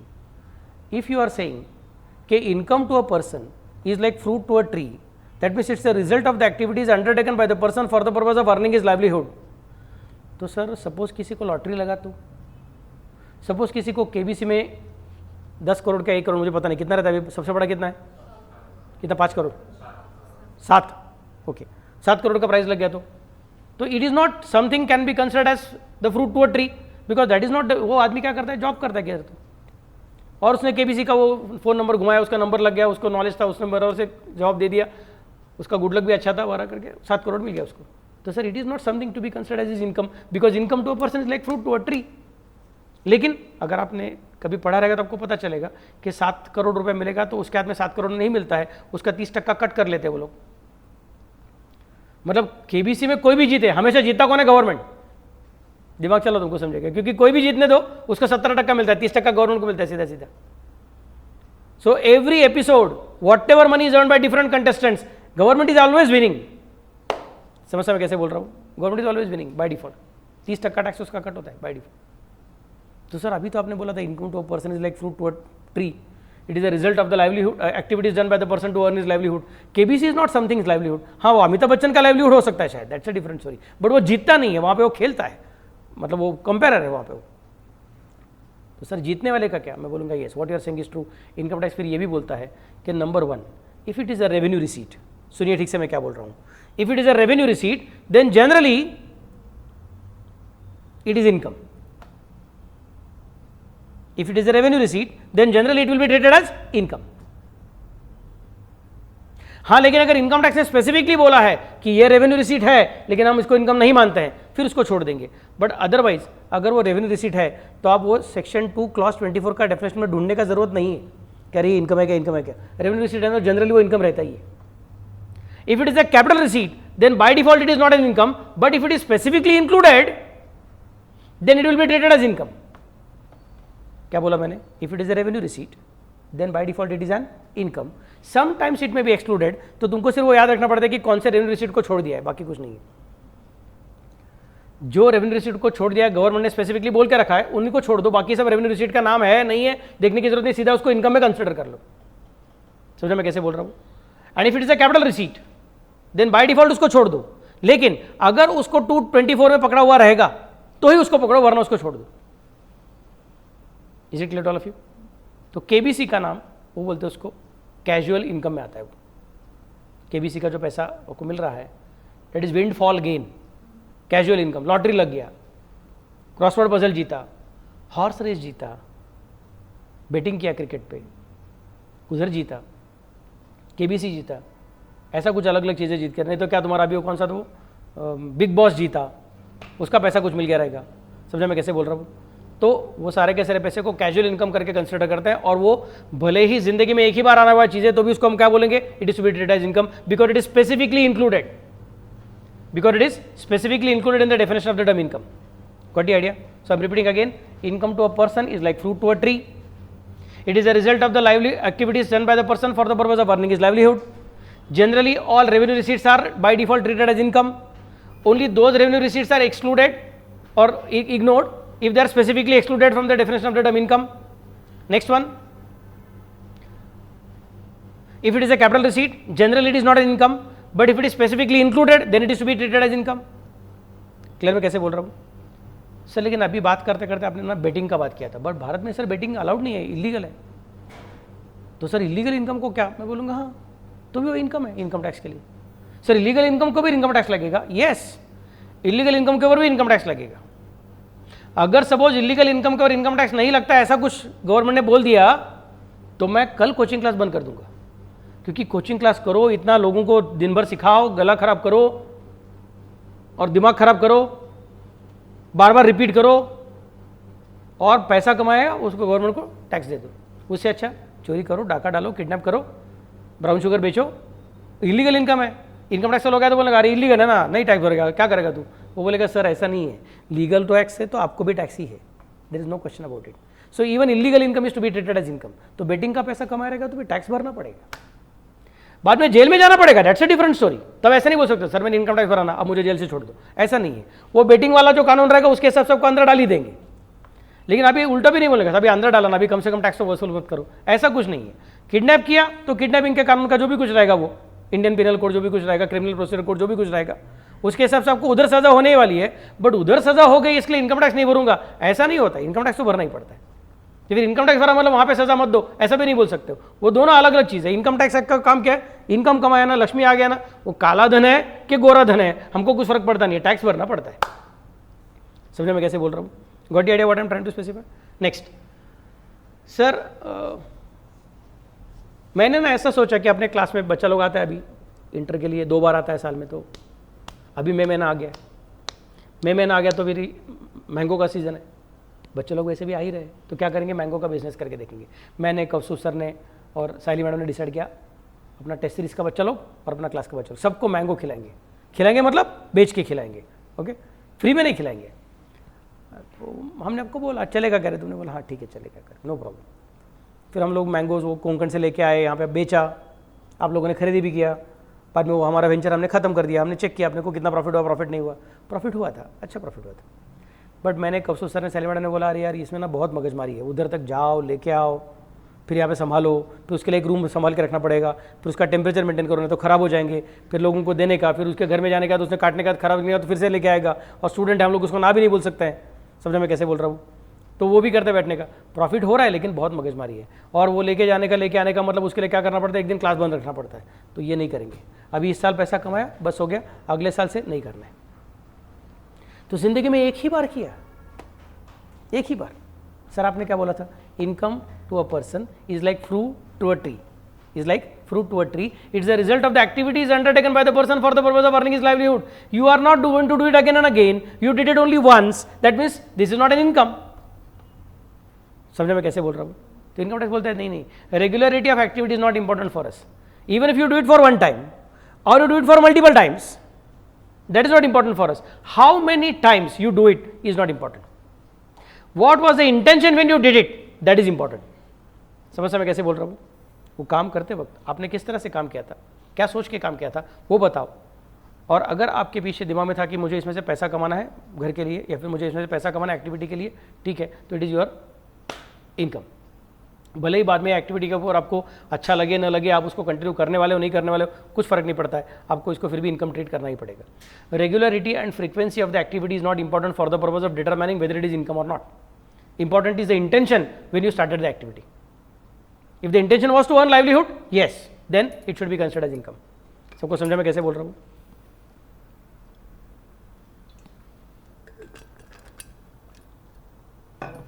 Next point, income includes losses. Income includes negative income also. There is no problem. ये तो मैंने आज सुबह के लेक्चर में बताया था, लगान पिक्चर का आपको एग्जाम्पल दिया था मैंने. हमने सेट ऑफ का पॉइंट सीखा. सेट ऑफ का पॉइंट वही तो है कि इस तरह का आपको लॉस हुआ रहेगा किसी इनकम के अंदर, दूसरे इनकम में प्रॉफिट रहेगा, तो एक इनकम का लॉस दूसरे इनकम के प्रॉफिट अगेंस्ट सेट ऑफ कर दो. अगर सेट ऑफ करने के लिए जमता रहेगा, अगले साल के लिए ट्रांसफर करके अगले साल में सेट ऑफ कर दो. That means we have accepted that income can be negative. There is no compulsion that income must always be positive. Income includes losses. Sir income should be in cash, कि can income be in kind? बोलते income can be in kind also. अगर suppose हम ऐसा कुछ condition डालेंगे कि income should be always in cash, तो मैं कल तुमको बोल दूंगा देखो भैया फीस भरने का है, लेकिन ऐसा मत करना कि कैश लेके आओगे, चेक लेके आओगे, मेरा QR कोड स्कैन करोगे, प्रोजेक्ट था तो मेरे अगले साल का, साल भर का जो भी कुछ घर में गेहूं का रिक्वायरमेंट रहता है वो तुम भर देना. नम्रता हमारे घर का चावल तुम्हारे पास से, और सुकेश मेरे बच्चों का कॉलेज का फीस तुम्हारे पास से, और सिद्धांत मेरे घर का, मेरा खुद का कपड़ा और मेरे पहले बेटे का कपड़ा तुम्हारे पास से, और आर्य मेरे बीबी का कपड़ा और मेरे दूसरे बेटे का कपड़ा तुम्हारे पास से. सब लोग इनकम टैक्स आके बोलेगा सर इतना कपड़ा, इतना खाना, इतना इधर घूमना. आकांक्षा को बोला मेरा फॉरेन ट्रिप तुम्हारे पास से. समझे मैं कैसे बोल रहा हूँ? तो फीस भरने वाले हो ना, लेकिन फीस मत भरो, मेरा टिकट निकल के दो, काम खत्म. आकांक्षा के पिताजी खुश बोल रहे, चलेगा, अच्छा है, नो प्रॉब्लम. इनकम टैक्स वालों का कि मुझे बोलता है सर घूम के आए, पैसा किधर है? मैं बोला नहीं मुझे पैसा कमाने का है. तो पैसा किधर? नहीं कमाया तो खर्चा कैसे किया? नहीं मेरे बच्चों ने डायरेक्टली खर्चा कर दिया है. सर तो आपके कस्टमर है? हाँ मेरे कस्टमर है. तो सर आपका इनकम है? बोलूँगा नहीं, इनकम मीन्स कैश, मुझे कैश नहीं मिला, मैं धन को हाथ नहीं लगाता हूँ. बच्चे लोग डायरेक्टली खर्चा कर देते हैं. तो इनकम टैक्स बोलते हैं नहीं, but income includes cash as well as kind. समझ मैं कैसे बोल रहा हूँ? There is no compulsion that income must be always in cash. It can be in cash, it can be in kind, it can be positive, it can be negative. It is a result of the activities undertaken by the person for the purpose of earning his livelihood. It can be regular activity, it can be frequent activity, it can be irregular activity, it can be infrequent activity, it can be once in a lifetime activity. That is also okay for us. It may be legal activity, it may be illegal activity. That is also okay for us. If it is revenue, then by default it is generally included. Sometimes it may be excluded. If it is capital, then by default it is excluded. Sometimes it may be included. समझ मैं कैसे बोल रहा हूँ? This is how income is defined under the income tax act. ये definition नहीं है, ये डेफिनेशन के अंदर जो अलग अलग पॉइंट्स है उसका हमने एक समरी निकाला कि उसका क्या मतलब होता है, उसके अंदर क्या पैटर्न नज़र आ रहा है. समझा मैं कैसे बोल रहा हूँ? तो सपोज मैंने बोला स्वीट का डेफिनेशन क्या है, तो ऐसी चीज़ जिसमें शक्कर नहीं तो गुड़ यूज़ किया हुआ है, जिसमें दूध नहीं तो दूध का रिलेटेड कोई ना कोई तो पार्ट यूज़ किया हुआ है, जिसको सेपरेटली शक्कर का लिक्विड ग्रेवी या फिर क्या बोलते हैं उसका ये जूस ऐसा कुछ सेपरेटली नहीं दिखता है उसमें, ऐसी चीज़ों को मैं कंसिडर कर रहा हूँ. मैं बोल रहा हूँ शक्कर सॉरी स्वीट का मतलब क्या, स्वीट का मतलब है पेड़ा या फिर बर्फ़ी या फिर काजू कतली एट्सेट्रा. मैं इतना 3 एग्जांपल दिया बस, बाकी कुछ नहीं बोला. तो आपको खुद को समझेगा अच्छा इसका मतलब इसमें गुलाब जाम चलने वाला नहीं है, इसमें जलेबी चलने वाली नहीं है, इसमें रसगुल्ला चलने वाला नहीं है, इसमें कलाकंद वालाकंद चलने वाला नहीं है. समझ सकते मैं कैसे बोल रहा हूँ? Can you visualise what is happening now? आपको कैसे समझा ये सब चीज़ें? क्योंकि आपने 3 चीज़ों का एग्जाम्पल को देखा और उसमें से आपने कुछ कंक्लूजन निकालने का कोशिश किया. वैसे ही वो जो 27 लोग हैं उसका हमने कंक्लूजन निकालने का कोशिश किया, आपने कोई अलग अलग कंक्लूजन निकले. फटाफट से देखते हैं क्या क्या कंक्लूजन निकले हमारे. Number 1, income to a person is like fruit to a tree. Number 2, income is the result of the activities done by the person for the purpose of earning his livelihood. Number 3, income में भी legal और illegal, that is not important for us. Number 4, income में भी positive, income में भी negative, that is not important for us. Number 5, the income can be in cash और it can be in kind, that is not important for us. Next, income if it is revenue by default it is an income. If it is specifically excluded then only it will be ignored. If it is capital by default it is not an income, but if it is specifically included then it will be considered as income. समझ मैं कैसे बोल रहा हूँ? Frequency and regularity of the activity is not important. ये सब अपने अलग अलग पॉइंट्स है for understanding income. Is it clear to all of you? अभी इतना याद रखने का है, फिर अलग अलग चीज़ों को हम देखते जाएंगे. अच्छा ठीक है यार ये इनकम है कि नहीं है, इनकम है कि नहीं करके. बट एग्जाम में ऐसा सिंपल क्वेश्चन नहीं आता ये इनकम है क्या बताओ, इतना तो नहीं है. बोलते इनकम का डेफिनेशन आपने सीखा है, हमको बहुत आगे का क्वेश्चन पूछने का है. बट ये फाउंडेशन पार्ट है. पहला पार्ट क्या है? इनकम. Section 2 clause 24. सबको समझा मैं कैसे बोल रहा हूँ? ओके. इनकम टैक्स का बहुत अच्छा पॉइंट है कि इसमें जो सेक्शन 2 के अंदर के अलग अलग से क्लॉजेस है they are all arrange in alphabetical order. I repeat, section 2 के अंदर के जो अलग अलग क्लॉजेस है they are all arrange in alphabetical order. मतलब यहाँ पे आपको सबका क्लॉज नंबर याद रखने की ज़रूरत नहीं है, आप एक पैटर्न को देख लोगे तो भी आपको समझ में आ सकता है. फॉर एग्जाम्पल एसएससी का जो डेफिनेशन है वो सेक्शन 2 क्लॉज 7 में है. तो असेसमेंट का जो डेफिनेशन है ऑटोमेटिकली सेक्शन 2 क्लॉज 8 में है. और असेसमेंट ईयर का जो डेफिनेशन है वो सेक्शन 2 क्लॉज 9 में है. मतलब अगर आपने एसएससी को याद रखा 27 तो 28 29 अपने आप याद हो जाते हैं, क्योंकि वो एक के नीचे एक अल्फाबेटिकल ऑर्डर है, डिक्शनरी का ऑर्डर है उसके अंदर. समझ सकते मैं कैसे बोल रहा हूँ? पर्सन का डेफिनेशन है पर्सन, तो वो 231 का डेफिनेशन है. इनकम का डेफिनेशन है इनकम, तो वो 224 का डेफिनेशन है. देखो ना आय के बाद में पी आता है ना रे. समझने में कैसे बोल रहा हूँ? प्रीवियस ईयर का डेफिनेशन है प्रीवियस ईयर, तो वो 234 का डेफिनेशन है, क्योंकि ये पी आर वाला है ये पी ई वाला है. क्या समझ सकते मैं कैसे बोल रहा हूँ? तो और एक छोटा पॉइंट आपको याद रखने का कि देखो असेसमेंट ईयर 29 में है और प्रीवियस ईयर 234 में चला गया है. मतलब जब डेफिनेशन देता है इनकम टैक्स एक्ट तभी एक दूसरे से कनेक्टेड कंसेप्ट्स एक दूसरे के साथ में नहीं रखता है, बल्कि अल्फाबेटिकल ऑर्डर में कंसिडर करता है. भले ही assessment year and previous year एक दूसरे से कंप्लीटली रिलेटेड है तो भी उनका डेफिनेशन एक दूसरे के नीचे नहीं है. Assessment year will be going along with SSC assessment and previous year will go along with person, क्योंकि वो पी के लेटर में चला जाता है. समझा कि मैं क्या बोल रहा हूँ? ओके. तो ये याद रखना डिफिकल्ट बात नहीं है, धीरे धीरे आपको खुद ब खुद याद रह जाएगा. याद रखने का कि ये जो लेकिन आइडिया है वो सिर्फ सेक्शन 2 में चलता है, बाकी किधर नहीं चलेगा. समझ में कैसे बोल रहा हूँ? इनकम टैक्स सेक्शन 2 में अल्फाबेटिकल ऑर्डर चलता है. अब मैंने उसमें से क्या सिखाया आपको? इनकम सिखा दिया. नेक्स्ट पार्ट मुझे क्या सिखाने का है कि what is the meaning of person. ये जरा अच्छा पॉइंट है. पर्सन का definition is given by section 2 subsection 31. Person का definition given by section 2 subsection 31, sorry clause, हाँ बोलने का टाइम गलती हो जाता है, सेक्शन 2 क्लॉज 31। और वो क्या बोलता है अगेन, पर्सन इंक्लूड्स, इनकम का भी डेफिनेशन कैसा है, इंक्लूसिव, और पर्सन का भी डेफिनेशन कैसा है, इंक्लूसिव। और वो क्या बोलता है, person includes individual, HUF, firm, company, AOP और BOI वेदर इनकॉर्पोरेटेड और not, local authority and every other artificial juridical person. फिर से एक बार, person includes individual, HUF, firm, company, AOP और BOI वेदर इनकॉर्पोरेटेड और not, local authority, every other artificial juridical person. ये सब लोग पर्सन के डेफिनेशन में आ चुके हैं। समझे मैं कैसे बोल रहा हूं? आई एम रिपीटिंग अगेन, पर्सन के डेफिनेशन में क्या क्या आता है? पर्सन के डेफिनेशन में आता है individual, HUF, firm, company, AOP और BOI वेदर इनकॉर्पोरेटेड और not, local authority and every other artificial juridical person. 7 लोग हैं। लास्ट टाइम बोलूंगा, individual, HUF, firm, company, AOP और BOI वेदर इनकॉर्पोरेटेड और not, local authority and every other artificial juridical person. Clear? These are the different points which are included in the definition of person. अब एक एक के बारे में सोचेंगे। Individual का मतलब क्या? हम सब लोग, नेचुरल ह्यूमन बीइंग। तो सर मेरी बहन है, उसकी शादी होकर 2 साल हो गया है, उसके घर में भी छोटा बच्चा पैदा हो गया है, तो उसका बच्चा भी इनकम टैक्स के लिए पर्सन है क्या? हाँ, क्योंकि इंडिविजुअल है, तो उसको टैक्स लगेगा क्या? देखो भैया, तुम ऐसा डायरेक्टली मत बोलो। तुमने पूछा पर्सन है क्या, मैं बोला हाँ पर्सन है, बट जो पर्सन है उसको हमेशा टैक्स भरना पड़ेगा, ऐसा किधर बोला है हमने? ये तो हमने मेरे ख्याल से कॉन्ट्रैक्ट एक्ट में भी सीखा था कि every contract is an agreement, but it does not mean every agreement is a contract. याद है क्या आपको सबको? क्योंकि there can be an agreement which is a social agreement, और हम लोग क्या बोलते हैं, नहीं सोशल एग्रीमेंट को कॉन्ट्रैक्ट में नहीं कंसिडर करने का, कॉन्ट्रैक्ट वो is a totally different thing.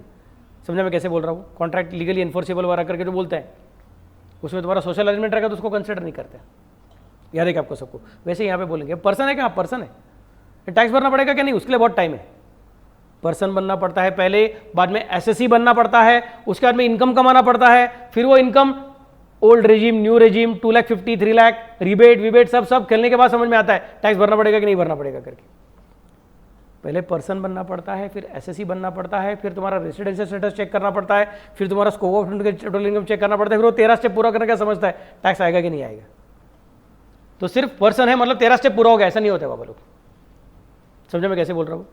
मैं सिंपल ऐसा क्वेश्चन पूछूंगा, आपकी बहन के घर पे छोटा बच्चा पैदा हो गया, बोलो उसका शादी कौन से उम्र में होगा, वो शादी करेगा कि नहीं करेगा? तो बोलोगे सर अभी तो बच्चा पैदा हुआ है, अभी शादी की बात क्यों करते हो, बहुत आगे की बातें है वो। वैसे अभी से टैक्स की बात मत करो। हाँ पर्सन है क्या? पर्सन है, उसका आंसर मिल गया, पर्सन है। क्योंकि पर्सन में क्या बोला हमने? Individual. All individual are by default person. समझो मैं कैसे बोल रहा हूँ? All individual are by default person, but it does not mean all individuals are going to pay tax. They may have to pay tax, they may not have to pay tax. That's a different story. But they are person first. Got the idea? Shall I go ahead? Second one. दूसरा कौन है? HUF. HUF का मतलब क्या? Hindu undivided family. ये मेरे ख्याल से आपने OC में सीखा रहेगा शायद 12वीं में। हिंदू अनडिवाइडेड फैमिली का मतलब क्या होता है करके। हिंदू अनडिवाइडेड फैमिली में हम लोग जनरली क्या कंसिडर करते हैं? It is coming from common male ancestor, includes their legal heirs now. अभी उसके अंदर फीमेल को भी कंसिडर करते हैं, अनमैरिड डॉटर्स को कंसिडर करते हैं। समझ मैं कैसे बोल रहा हूँ? अर्लियर HUF को चालू करने का रहेगा तुमको क्या करना पड़ता था? कम से कम एक मेल मेंबर रहना चाहिए, ऐसा कंसिडर करते थे। अभी वो भी कंडीशन गवर्नमेंट निकाल रहा है कि even with female members also can HUF can survive, ऐसा बोल के रखा है गवर्नमेंट ने। नया सिस्टम सारा है उसके लिए। So the point is very simple. HUF मतलब Hindu undivided family. Hindu undivided family में एक कर्ता रहता है और बाकी के लोग को पार्सनर्स रहते हैं। पुराने ज़माने में हम ऐसा बोलते थे कि कर्ता can only be a male member. अभी गवर्नमेंट वो रिक्वायरमेंट को हटा रहा है, कर्ता can be even a female member. समझ मैं कैसे बोल रहा हूँ? ओके, सो एक रहेगा कर्ता और बाकी करेंगे को पार्टनर्स। ये अपना स्पेशल सिस्टम है which is only in India, this is not anywhere else in the world. So nowhere else you will find that HUF will be considered as a separate legal entity for the purpose of income tax in any other country. HUF is considered as a separate legal entity only in India for the purpose of taxation. So sir मुझे HUF बनाना क्या, तो मैं क्या करूँ, मतलब मेरा शादी हो गया और मेरा एक बच्चा हो गया, हमारा HUF क्रिएट हो गया क्या? नहीं हुआ। HUF तुमको क्रिएट करने का रहेगा तो तुमको तुम्हारे फैमिली के कॉमन नाम से एक तो बिजनेस चालू करना पड़ेगा, नहीं तो उस फैमिली के कॉमन नाम से तुमको प्रॉपर्टी परचेस करना पड़ेगा। That property can be land, building, plant, machinery, और that property can be car, property can be bus, और property can be some share certificate, fix deposit etcetera, anything is okay. समझ मैं कैसे बोल रहा हूं? फैमिली है मतलब अपने आप हिंदू अनडिवाइडेड फैमिली नहीं बनती है। फैमिली है तो उस फैमिली के नाम से, खुद के नाम से नहीं। सर मेरा खुद का पैसा है, मैं बिजनेस खुद कर रहा हूं, प्रोप्राइटरी बिजनेस है मेरा, उस बिजनेस को यूज करके मैंने पैसा कमाया, नेट प्रॉफिट मेरा है, मैंने उसके ऊपर टैक्स भरा हुआ है, और मैंने अपने नाम से घर परचेज किया है, वो तुम्हारा घर है। फिर सर मेरा HUF बन गया क्या? नहीं बनी। लेकिन जब मैं एग्रीमेंट कर रहा हूं घर परचेस करने का, तब मैं बोल रहा हूं who is the buyer? Anand More is buyer नहीं, आनंद मोरे ब्रैकेट में HUF इज द बायर। तो नीचे जब मैं साइन करता हूं ना, तो मैं डायरेक्टली साइन नहीं करता हूं, मैं क्या बोलता हूं? फॉर आनंद मोरे HUF, जगह छोड़ता हूं, फिर लिखता हूं करता, और बाद में बीच में साइन करता हूं। That means now I am not signing in my individual capacity, but I am signing in the capacity as a karta. Then it will be considered that the property is, although it is purchased from my personal money, but it will become the HUF property. समझ मैं कैसे बोल रहा हूँ? मैं proprietary business चालू कर सकता हूँ तो मेरा बिजनेस है, लेकिन अगर मैं बिजनेस चालू करने टाइम बोलूँगा नहीं मेरा प्रोप्राइटरी बिजनेस नहीं, हमारे फैमिली का बिजनेस है, HUF का बिजनेस है। समझ मैं कैसे बोल रहा हूँ? तो मैं उसका बैंक में चेकबुक लेने को जाऊँगा तो मैं वहाँ पे बोलूँगा मैं स्टैम्प मारने वाला हूँ फॉर आनंद मोरे HUF, नीचे जगह छोड़ के करता, फिर वहाँ पे बीच में साइन करूँगा। That means now it is considered as the bank account is in the name of HUF, फिर वो business is in the name of HUF। मैं जब शॉप एंड एस्टेब्लिशमेंट लाइसेंस लेने को जाऊँगा, उद्यम सर्टिफिकेट लेने को जाऊँगा, तो बोलूँगा कि सर्टिफिकेट किसके नाम से चाहिए? आनंद मोरे के नाम से नहीं चाहिए, आनंद मोरे आगे ब्रैकेट में HUF ऐसा करके चाहिए, देन HUF गेट्स क्रिएटेड। समझ में कैसे बोल रहा हूँ? Got the idea? You can't just say that sir marriage हो गया, हम लोग हिंदू है तो हो गया हमारा हिंदू अनडिवाइडेड फैमिली। नहीं, हिंदू अनडिवाइडेड फैमिली क्रिएट करने के लिए शादी भी चाहिए, फैमिली भी चाहिए, और साथ में उस फैमिली के नाम से एक तो बिजनेस चाहिए, नहीं तो फैमिली के नाम से प्रॉपर्टी चाहिए, तब वो होगा। सर लेकिन फैमिली के नाम से प्रॉपर्टी बनेगी कैसे? किसी ना किसी फैमिली के मेंबर को अपना पैसा फैमिली के नाम से डालना पड़ता है, मतलब समझा मैं कैसे बोल रहा हूँ? Got the idea what I am trying to specify? तो वो करेंगे तो उसका फायदा हो सकता है। HUF इंडिया में दो तरीके का HUF चलता है, एक को बोलते हैं दया भागा, कोई दाय भागा बोलते हैं, it is one and the same, English spelling है DAYABHAGA। तो दाय भागा बोलो, दया भागा बोलो, दाया भागा बोलो, दय भागा बोलो, जो अच्छा लगता है बोलो, मुझे कुछ फर्क पड़ता नहीं है, क्योंकि लिखना है अपने को, ओरल तो एग्जाम है नहीं। समझो मैं कैसे बोल रहा हूँ? एक रहता है दाय भागा या फिर Dayabhaga which is prevalent in West Bengal and Assam, और दूसरा है Mitakshara MITAKSHARA Mitakshara which is prevalent all over India, rest of the India. एक कौन? दया भागा, एक कौन? मिताक्षरा। दाय भागा is prevalent only in West Bengal and Assam, and rest of India it is Mitakshara school of thought. दो अलग अलग फैमिलीज है, दो अलग अलग तरीके के फैमिलीज है। क्या फ़र्क है दोनों में? दाय भागा स्कूल ऑफ थॉट में जब बच्चे का जन्म होता है तो वो फैमिली के अंदर रह सकता है, बट उसको फैमिली के प्रॉपर्टी में हक मांगने का अधिकार नहीं रहता है। वो ये नहीं बोल सकता अरे मैं तुम्हारे फैमिली का मेंबर हूँ, मेरा जन्म हो गया तुम्हारे फैमिली में, मैं तुम्हारी सरनेम लगाता हूँ, तो इन दैट केस मेरे पिताजी इस फैमिली के ऑलरेडी मेंबर है, जॉइंट हिंदू फैमिली सिस्टम के मेंबर है। तो सपोज तीन भाई लोग हैं, उन्होंने अपना अपना पैसा डाल के एक फैमिली का प्रॉपर्टी परचेस किया हुआ है। समझ मैं क्या बोल रहा हूँ? राम लक्ष्मण भरत शत्रुघ्न चार भाई लोग हैं, चारों ने अपना अपना खुद का पैसा डाल के एक प्रॉपर्टी परचेस किया है, जस्ट एग्जाम्पल। समझा मैं कैसे बोल रहा हूँ? और बाद में राम जी को 2 बच्चे हो गए, लव और कुश। अभी बाकी किसी को बच्चे नहीं हुए, जस्ट एग्जाम्पल। तो ऑटोमेटिकली फैमिली में ऐसा नहीं बोलने का कि ये 4 और ये 2, मतलब हो गए कितने 6 लोग फैमिली मेंबर्स। दाई भागा बोलेगा नहीं, जन्म की वजह से तुमको फैमिली में अभी हिस्सा मांगने को नहीं मिलेगा। समझ मैं कैसे बोल रहा हूँ? Your right in the family property is not arising when you are born, your right in the family property arises when your father expires. In Dayabhaga school of thought your right to claim share of family property arises not when you are born. You can claim the share in the family property only when your father has expired. समझ मैं कैसे बोल रहा हूँ? That means generally the family is made up of only father and father's brothers. It's not father and sons.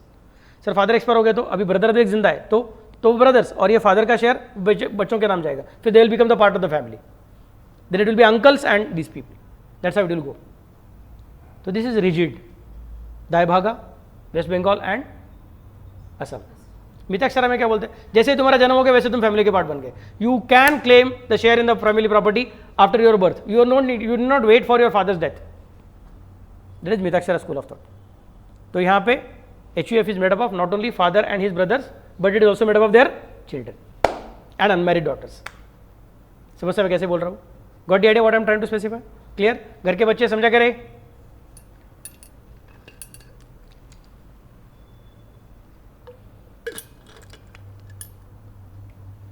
सो गई मेरी बच्ची? Siya madam, मन लगा कि सो गई है बच्ची।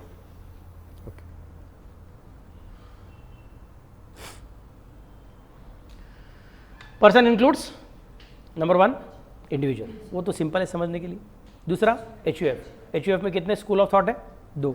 एक कौन? दायभागा, दूसरा कौन? मिताक्षरा। दायभागा किधर चलता है? असम और वेस्ट बंगाल में। मिताक्षरा किधर चलता है? ऑल ओवर इंडिया चलता है। दायभागा में हम लोग मेंबर कब बन सकते हैं, फिर फैमिली प्रॉपर्टी में हिस्सा कब मांग सकते हैं? Only upon the death of father, तब तक नहीं। तो by default family is made up of father and his brothers. Mitakshara में you get a right in the family property upon your birth. So family is made up of not just father and his brothers but it is made up of their wives and their kids and their unmarried daughters. समझा मैं क्या बोल रहा हूँ? Got the idea? This is how the things work. दोनों को income tax, लेकिन हाँ HUF दायभागा वाला अलग और HUF मिता ऐसा नहीं बोलते, HUF बोलते थे, बस काम खत्म। So all HUF are person. I don't know whether you can visualize the power of this definition or not. Beautiful definition है। जब वो बोलता है कि हम HUF को पर्सन मान रहे हैं, actually HUF is a relationship. HUF comes not out of operation of law, HUF comes out of your family arrangement. समझ सकते मैं क्या बोल रहा हूं? HUF चालू करने के लिए आपको किसी कानून की परमिशन नहीं लेनी पड़ती है। मैं ऐसे ही बोल सकता हूं चलो मुझे HUF चालू करने का है और मैं बैंक में जाकर एप्लीकेशन करूंगा, मुझे इस नाम से अकाउंट ओपन करने का है, आनंद मोरे HUF नाम से अकाउंट ओपन करने का, बस काम खत्म। Nothing more than that. समझे मैं कैसे बोल रहा हूँ? वो नहीं पूछेगा लेकिन सर अपने मेमोरेंडम ऑफ एसोसिएशन बनाया क्या, आर्टिकल्स ऑफ एसोसिएशन बनाया क्या वगैरह करके, nothing of that sort. That means it is not bye operation of law, it is by out of your relationships, just like partnership form. If you remember, partnership is a result of agreement, it is not a result of law. Company में exactly उल्टा है। If you want to start a partnership, you can start. आप 3-4 लोग चलो अपना ही class में बैठ के अपने को एक दूसरे का अच्छा बिहेवियर समझ में आ गया, रिलेशन समझ में आ गया, हम लोग अभी साथ में मिलकर आगे CA बनने के बाद CA का प्रैक्टिस करेंगे पार्टनरशिप फॉर्म में। कर सकते हो क्या? कर सकते हो। बट तुम बोलोगे हमको एक कंपनी चालू करने का है, CA का प्रैक्टिस के लिए कंपनी चालू करना अलाउड ही नहीं है, that's a different story. But आपको एक कंपनी चालू करने का है, जस्ट एग्जांपल। बोले हाँ जैसा हमने पार्टनरशिप चालू किया वैसा कंपनी चालू करते हैं, नॉट अलाउड। तुमको पहले कंपनी रजिस्टर किया जाना पड़ेगा और उसको पूछना पड़ेगा ये नाम अवेलेबल है क्या बताओ, पहले नाम पूछना पड़ता है, फिर मेमोरेंडम ऑफ एसोसिएशन ड्राफ्ट करना पड़ता है, आर्टिकल्स ऑफ एसोसिएशन ड्राफ्ट करना पड़ता है, फिर उसके बाद सबमिट करना पड़ता है, फिर वो उसमें गलतियां निकालता है, ये ऐसा है ऐसा ऐसा करके, फिर वो सब अप्रूव करेगा। उसके बाद में इनकॉर्पोरेशन सर्टिफिकेट मिलता है और इनकॉर्पोरेशन सर्टिफिकेट मिलने के बाद ही कंपनी का जन्म होता है। Incorporation certificate is called as birth certificate of the company. जब तक वो नहीं मिला है तब तक कंपनी का जन्म ही नहीं हुआ है। मतलब कंपनी के जन्म के लिए promoters of the company are mothers of the company and the company registrar is the father of the company. Whereas partnership में all partners are father and mother, काम खत्म। आपको पार्टनरशिप रजिस्ट्रार के पास नहीं जाएगा तो भी चलता है। Partnership can be created even out of oral agreements, अगर याद रहेगा तो। सीए फाउंडेशन में था, there is no compulsion that partnership should be registered. Registration करोगे उसके फायदे हैं, रजिस्ट्रेशन नहीं करोगे उसके नुकसान है, लेकिन करना पड़ेगा, ऐसा कुछ कंपल्सरी नहीं है, नहीं करेंगे चलता है। That means you can do the partnership on your own, similarly you can do HUF on your own. लेकिन इनकम टैक्स बोलता है कि भले ही ये सिर्फ रिलेशनशिप है तो भी हमारे हिसाब से ये एक पर्सन है। मतलब क्या है, अगर मैं चार्टर्ड अकाउंटेंट हूं और आप मेरे केबिन में आए, एक हस्बैंड आया है, एक वाइफ आई है, उनका बेटा आया हुआ है, बोलते बोलिए क्या करना है? बोलते सर हमारे HUF का हमको काम करना है। मैं बोलूँगा अच्छा 4 कुर्सी लगाओ। बोलते नहीं सर हस्बैंड है, वाइफ है और बच्चा है, 3 लोग ही आए, 4 कुर्सी क्यों लगाने का? बोलता नहीं वो HUF आ गया ना तो दिखता है मुझे, मैं इनकम टैक्स का चश्मा लगा के बैठा हूँ, इस चश्मे में HUF अलग दिखता है, वो अलग पर्सन है, और ये चश्मा निकाल दूंगा ना तो सिर्फ 3 लोग ही दिखेंगे फिर से एक बार। समस्या में कैसे बोल रहा हूँ? पार्टनरशिप में यही होने वाला है। इनकम टैक्स का चश्मा लगाओगे तो पर्सन है, और पार्टनरशिप एक्ट का चश्मा लगाओगे 1932 वाला तो वो रिलेशनशिप है। समस्या में कैसे बोल रहा हूँ? तो अगर मैं चार्टर्ड अकाउंटेंट हूं और तुम मेरे केबिन में आए 4-5 पार्टनर लोग, आगे बोलते हैं, बोलते क्या चाहिए, बोलते सर हमारा पार्टनरशिप को रजिस्टर करना है। मैं बोलूँगा अच्छा कितने लोग हैं, 4 लोग हैं, 4 कुर्सी लगाओ, टेंशन नहीं। नहीं सर हमारा इनकम टैक्स का काम है, अच्छा 5वां कुर्सी लगाओ। अरे सर अभी 4 कुर्सी में चलता था, अभी 5वां कुर्सी क्यों? इनकम टैक्स का चश्मा लगाएगा तो वो पर्सन बन जाता है, और इन पार्टनरशिप एक्ट का चश्मा लगाएगा तो रिलेशनशिप बन जाता है। समझ मैं कैसे बोल रहा हूँ? Got the idea what I am trying to specify? तो सर उसका फायदा क्या होगा? पर्सन बनने की वजह से, now try to understand very important thing, it is possible for you to do the transaction with that person, क्योंकि हमको कॉन्ट्रैक्ट एक्ट में सीखा था। क्या सीखा था कॉन्ट्रैक्ट एक्ट में? For the purpose of any contract there should be at least 2 person. समझे मैं कैसे बोल रहा हूं? तो अगर सपोज एचयूएफ ने कर्ता को सैलरी दिया तो अकाउंट्स वाला एंट्री करके दिखाएगा, हाँ एंट्री कर सकता हूं। लॉ वाला हंसेगा, बोलेगा क्या रे एचयूएफ और तुम एक ही हो ना। समझ मैं कैसे बोल रहा हूं? पार्टनरशिप में अगर पार्टनरशिप फर्म ने पार्टनर को सैलरी दिया, अकाउंटेंट एंट्री पास करके दिखाएगा, सैलरी की एंट्री किया। पार्टनरशिप एक्ट वाला बोलेगा अरे इसका कुछ मतलब नहीं, इसको अप्रोप्रिएशन अकाउंट में डाल दो, ये खर्चा नहीं है एक्चुअली स्पीकिंग, ये तुमने अपने आप को दिया हुआ सैलरी है। क्योंकि पार्टनरशिप एक्ट के हिसाब से partner and partnership firm are one and the same, that's why there is unlimited liability. Relationship है ना, वो पर्सन है नहीं ना, तो रिलेशनशिप आप ऐसे नहीं बोल सकते रिलेशनशिप का लायबिलिटी हमारा लायबिलिटी नहीं है। नहीं, रिलेशनशिप किसका है? तुम्हारा है, तो तुम्हारा लायबिलिटी है, that's why there is unlimited liability in partnership. समझ मैं कैसे बोल रहा हूं? सो अकाउंटेंट एंट्री पास करके दिखाएगा, पार्टनरशिप कानून बोलेगा अरे एंट्री का कुछ मतलब नहीं है, इसको पीएनएल अकाउंट के डेबिट साइड में मत डालो। Salary to employ P N L account के डेबिट में, but salary to partner P N L appropriation account के डेबिट में। Interest on bank loan P N L account के डेबिट में, interest on partners capital P N L appropriation के डेबिट में। क्या समस्या मैं कैसे बोल रहा हूँ? P N L appropriation account separate account है, अकाउंटेंट को अच्छा लगता है इसलिए कर रहा है वो, बट उसका कुछ मतलब नहीं है। ऐसा कौन बोल रहा है? पार्टनरशिप एक्ट बोल रहा है। बट इनकम टैक्स बोलेगा नहीं, मुझे वो पर्सन दिखता है, मतलब इनकम टैक्स बोलेगा मैं अकाउंटेंट जैसा बोलूंगा, ये सैलरी अलाउड है, ये मेरा खर्चा है पार्टनरशिप फॉर्म का। समझ कि मैं कैसे बोल रहा हूँ? सो जब प्राजक्ता मैडम एचयूएफ को मेरा फीस पे करती है और वो एचयूएफ अगर सपोज आनंद मोरे को सैलरी देती है, तो this transaction is considered as a normal transaction by income tax act. वैसे नहीं बोलेगा अरे आनंद सर आपका ही खुद का अकाउंट है, आपका ही खुद का अकाउंट है, आगे सिर्फ एचयूएफ ऐसा ब्रैकेट में लिखा थोड़ी कुछ चेंज होता है करके। मैं बोलूंगा नहीं, तुमने खुद ने बोला है पर्सन इंक्लूड्स एचयूएफ, तो तुमने खुद ने बोला कि तुम्हारा चश्मा डालेगा तो इसका सेपरेट लीगल स्टेटस क्रिएट हो गया है, तो तुमको कम से कम मानना पड़ेगा कि यह ट्रांजैक्शन है। मतलब एचयूएफ का खर्चा दिखेगा और आनंद मोरे का इनकम दिखेगा, पार्टनरशिप फर्म का खर्चा दिखेगा और आनंद मोरे का इनकम दिखेगा। तो इससे क्या फर्क पड़ता है? अरे बहुत बड़ा फर्क पड़ता है बाबा। पार्टनरशिप फर्म का खर्चा होता है मतलब पार्टनरशिप फर्म का प्रॉफिट कम हो जाता है, मतलब फर्म को टैक्स कम भरना पड़ेगा। एचयूएफ का खर्चा होता है मतलब एचयूएफ का प्रॉफिट कम हो जाता है, मतलब एचयूएफ को टैक्स कम भरना पड़ेगा। तो अगर सपोज मैं प्रोप्राइटरी बिजनेस चालू करता हूं, समझा मैं कैसे बोल रहा हूं? तुम सब लोग मुझे प्रोप्राइटरी बिजनेस में फीस देते हो, और वो फीस का अमाउंट माइनस खर्चे की है जो भी कुछ है वो, तो उसका अमाउंट सपोज 3 लाख आ जाता है, फिर 5 लाख आता है, फिर 6 लाख आ जाता है, मुझे टैक्स भरना पड़ेगा नेट प्रॉफिट के ऊपर। 6 लाख आया तो टैक्स भरना पड़ेगा। समझ मैं कैसे बोल रहा हूँ? लेकिन वही अगर मैं ऐसा करूँगा, नहीं अभी क्या करने का ना, एचयूएफ के नाम से लेने का, एचयूएफ के नाम से लेने का फीस, फिर एचयूएफ ने फीस कलेक्ट किया, एचयूएफ ने सारा का सारा खर्चा कर दिया। समझ मैं कैसे बोल रहा हूँ? एचयूएफ ने सारा का सारा खर्चा कर दिया, एचयूएफ का प्रॉफिट कितना आया? 6 लाख। अब एचयूएफ को टैक्स भरना पड़ सकता था, लेकिन मैं बोलूँगा HUF will pay salary to Karta. HUF ने कितना सैलरी पे किया? 3 लाख। किसको? मुझे। एचयूएफ का प्रॉफिट कितना बच गया? 3 लाख। मेरा प्रॉफिट कितना हो गया? मेरा सैलरी कितना हो गया? 3 लाख। 3 लाख मतलब क्या हो गया? अगर मेरा न्यू रेजिम रहेगा तो 0 टैक्स, एचयूएफ का न्यू रेजिम है तो 0 टैक्स। तो 6 लाख रुपया पहले भी कमाता था तो टैक्स भरता था, अब 6 लाख रुपया कमा रहा हूँ लेकिन एचयूएफ के नाम के खुद को सैलरी दे रहा हूँ तो मेरे टैक्स 0 भरना पड़ रहा है। Can you visualise what is happening? सबको समझा कि मैं क्या बोल रहा हूँ? तो ये बड़ा टैक्स प्लानिंग का सिचुएशन है। इनकम टैक्स ने बोल दिया कि पर्सन इंक्लूड्स एचयूएफ।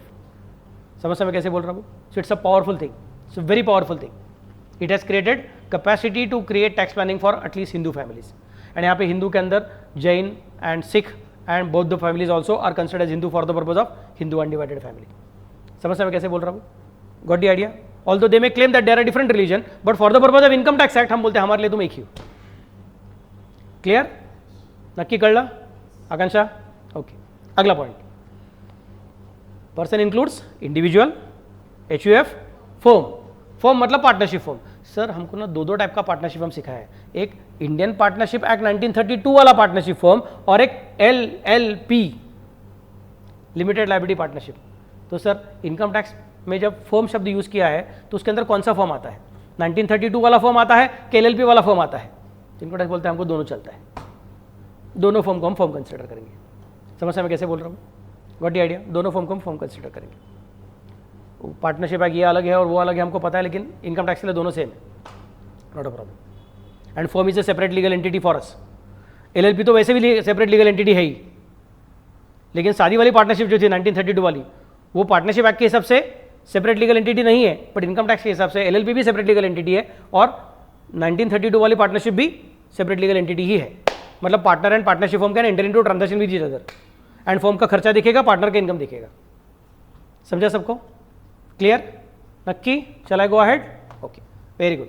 अगला point, individual, HUF, firm, company.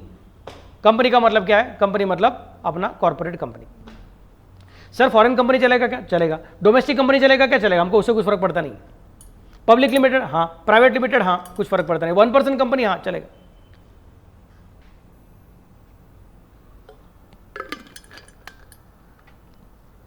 Limited by shares, limited by guarantee, कुछ फर्क पड़ता नहीं, everything is okay for us. Company company बस खत्म, ले लो।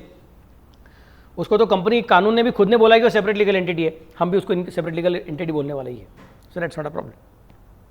फिर इनकम टैक्स में उसने डोमेस्टिक कंपनी का डेफिनेशन दिया हुआ है तुम्हारे स्टडी मटेरियल में, और फॉरेन कंपनी का डेफिनेशन दिया हुआ है, वो याद रखो, खुद ब खुद पढ़ लो, नॉट अ प्रॉब्लम। उसके पीछे ज़्यादा लगने की जरूरत नहीं है, क्योंकि किसी भी प्रॉब्लम के लिए उसका जरूरत पड़ता नहीं है, लेकिन एक बार पढ़ लो बस।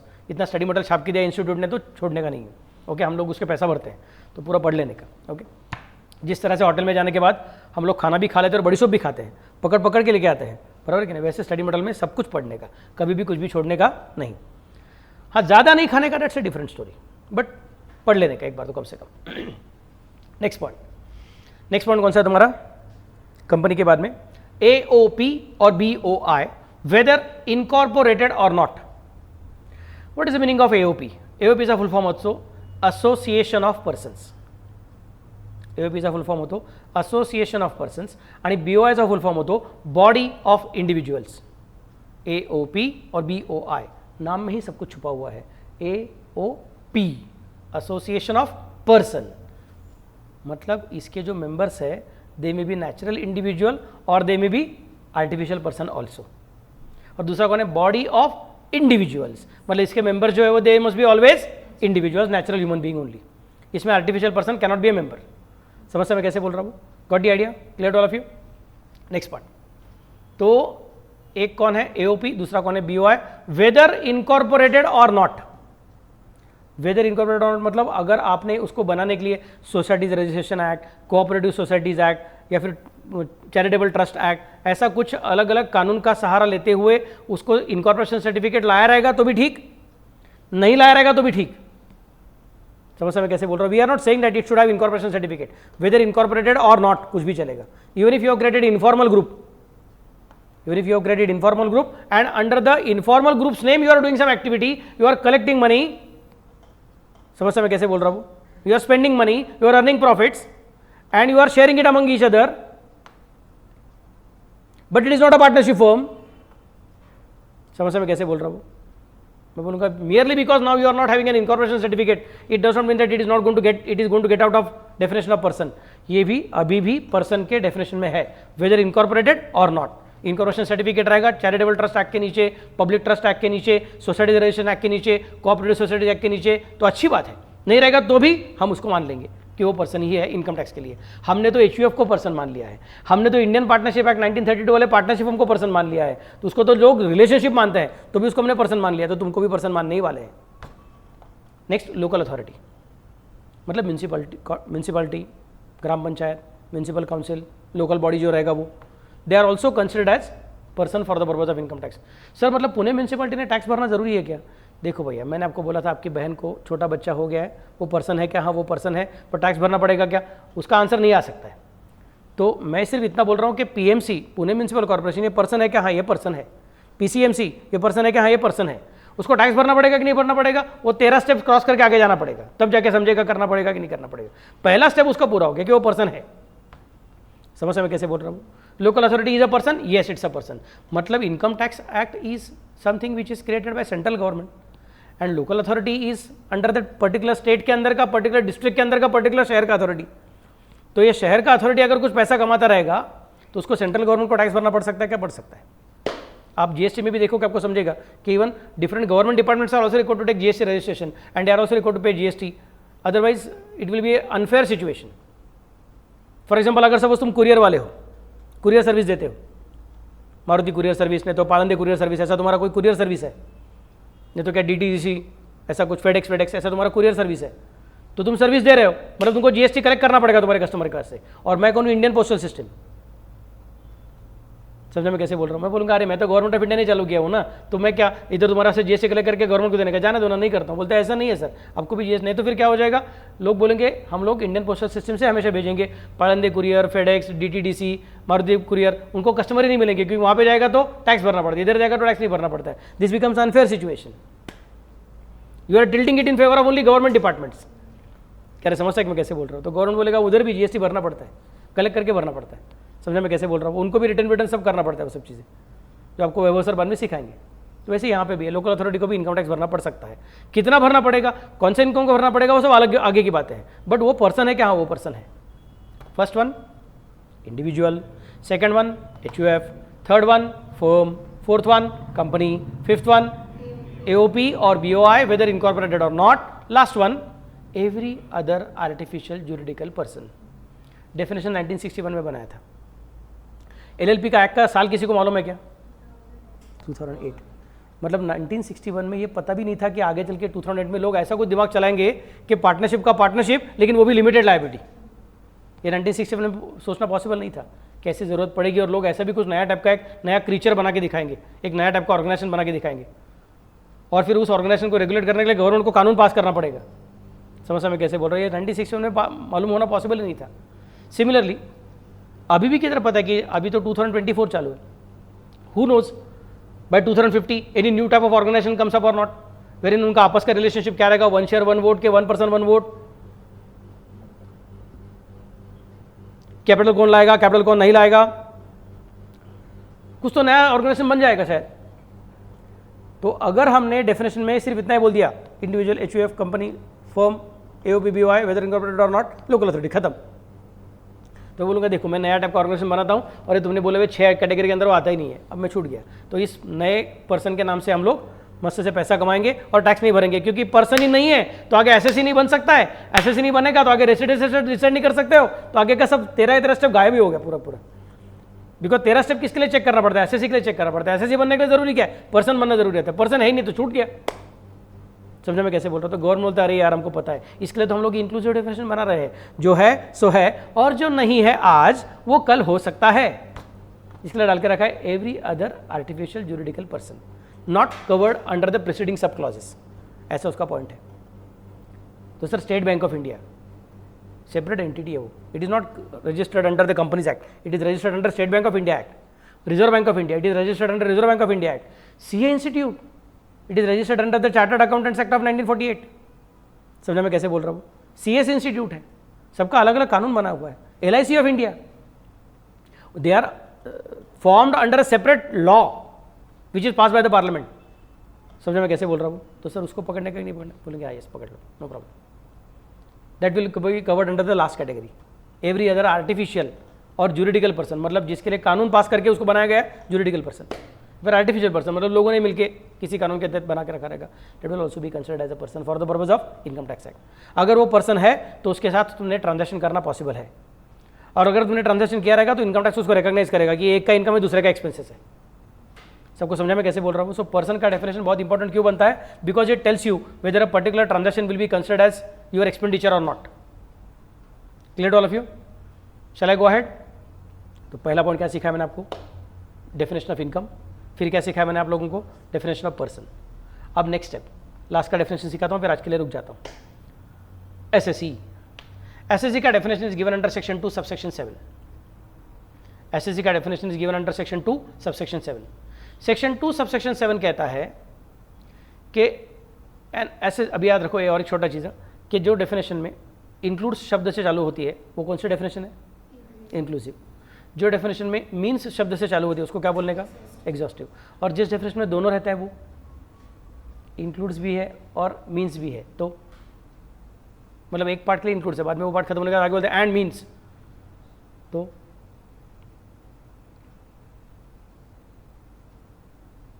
नहीं सिखाया तुमको ये?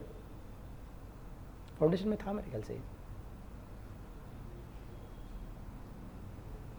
तो अभी 11वीं का लॉजिक, वेजेस एंड सैलरीज बोलेगा तो trading account, and salary and wages बोलेगा तो पी एंड एल अकाउंट। तो पहले मीन्स रहेगा तो एग्जॉस्टिव और पहले इंक्लूड्स रहेगा तो इंक्लूसिव, बराबर ना।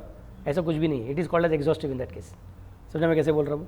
ऐसा कुछ भी नहीं है, याद रखो, लॉजिक याद रखने का। सिर्फ इंक्लूड्स रहेगा तो इंक्लूसिव, सिर्फ मीन्स रहेगा तो एग्जॉस्टिव, और दोनों रहेगा तो कौन आगे कौन पीछे कुछ फर्क पड़ता है, इट इज एग्जॉस्टिव। क्लियर मैं कैसे बोल रहा हूँ? Got the idea?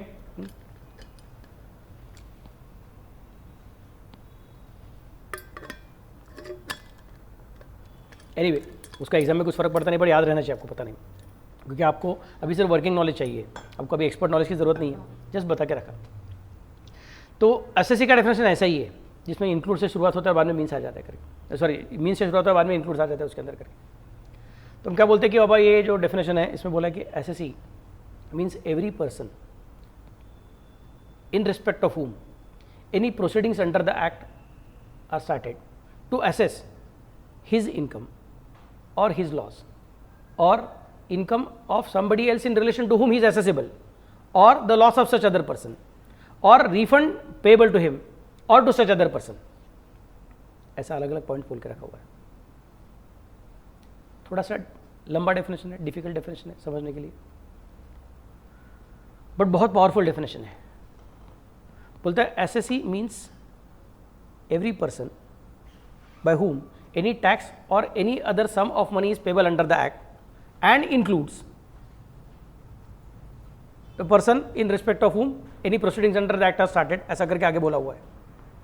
So definition के दो पार्ट है। पहला part SSC means every person in by whom any tax or any other sum of money is payable under the act।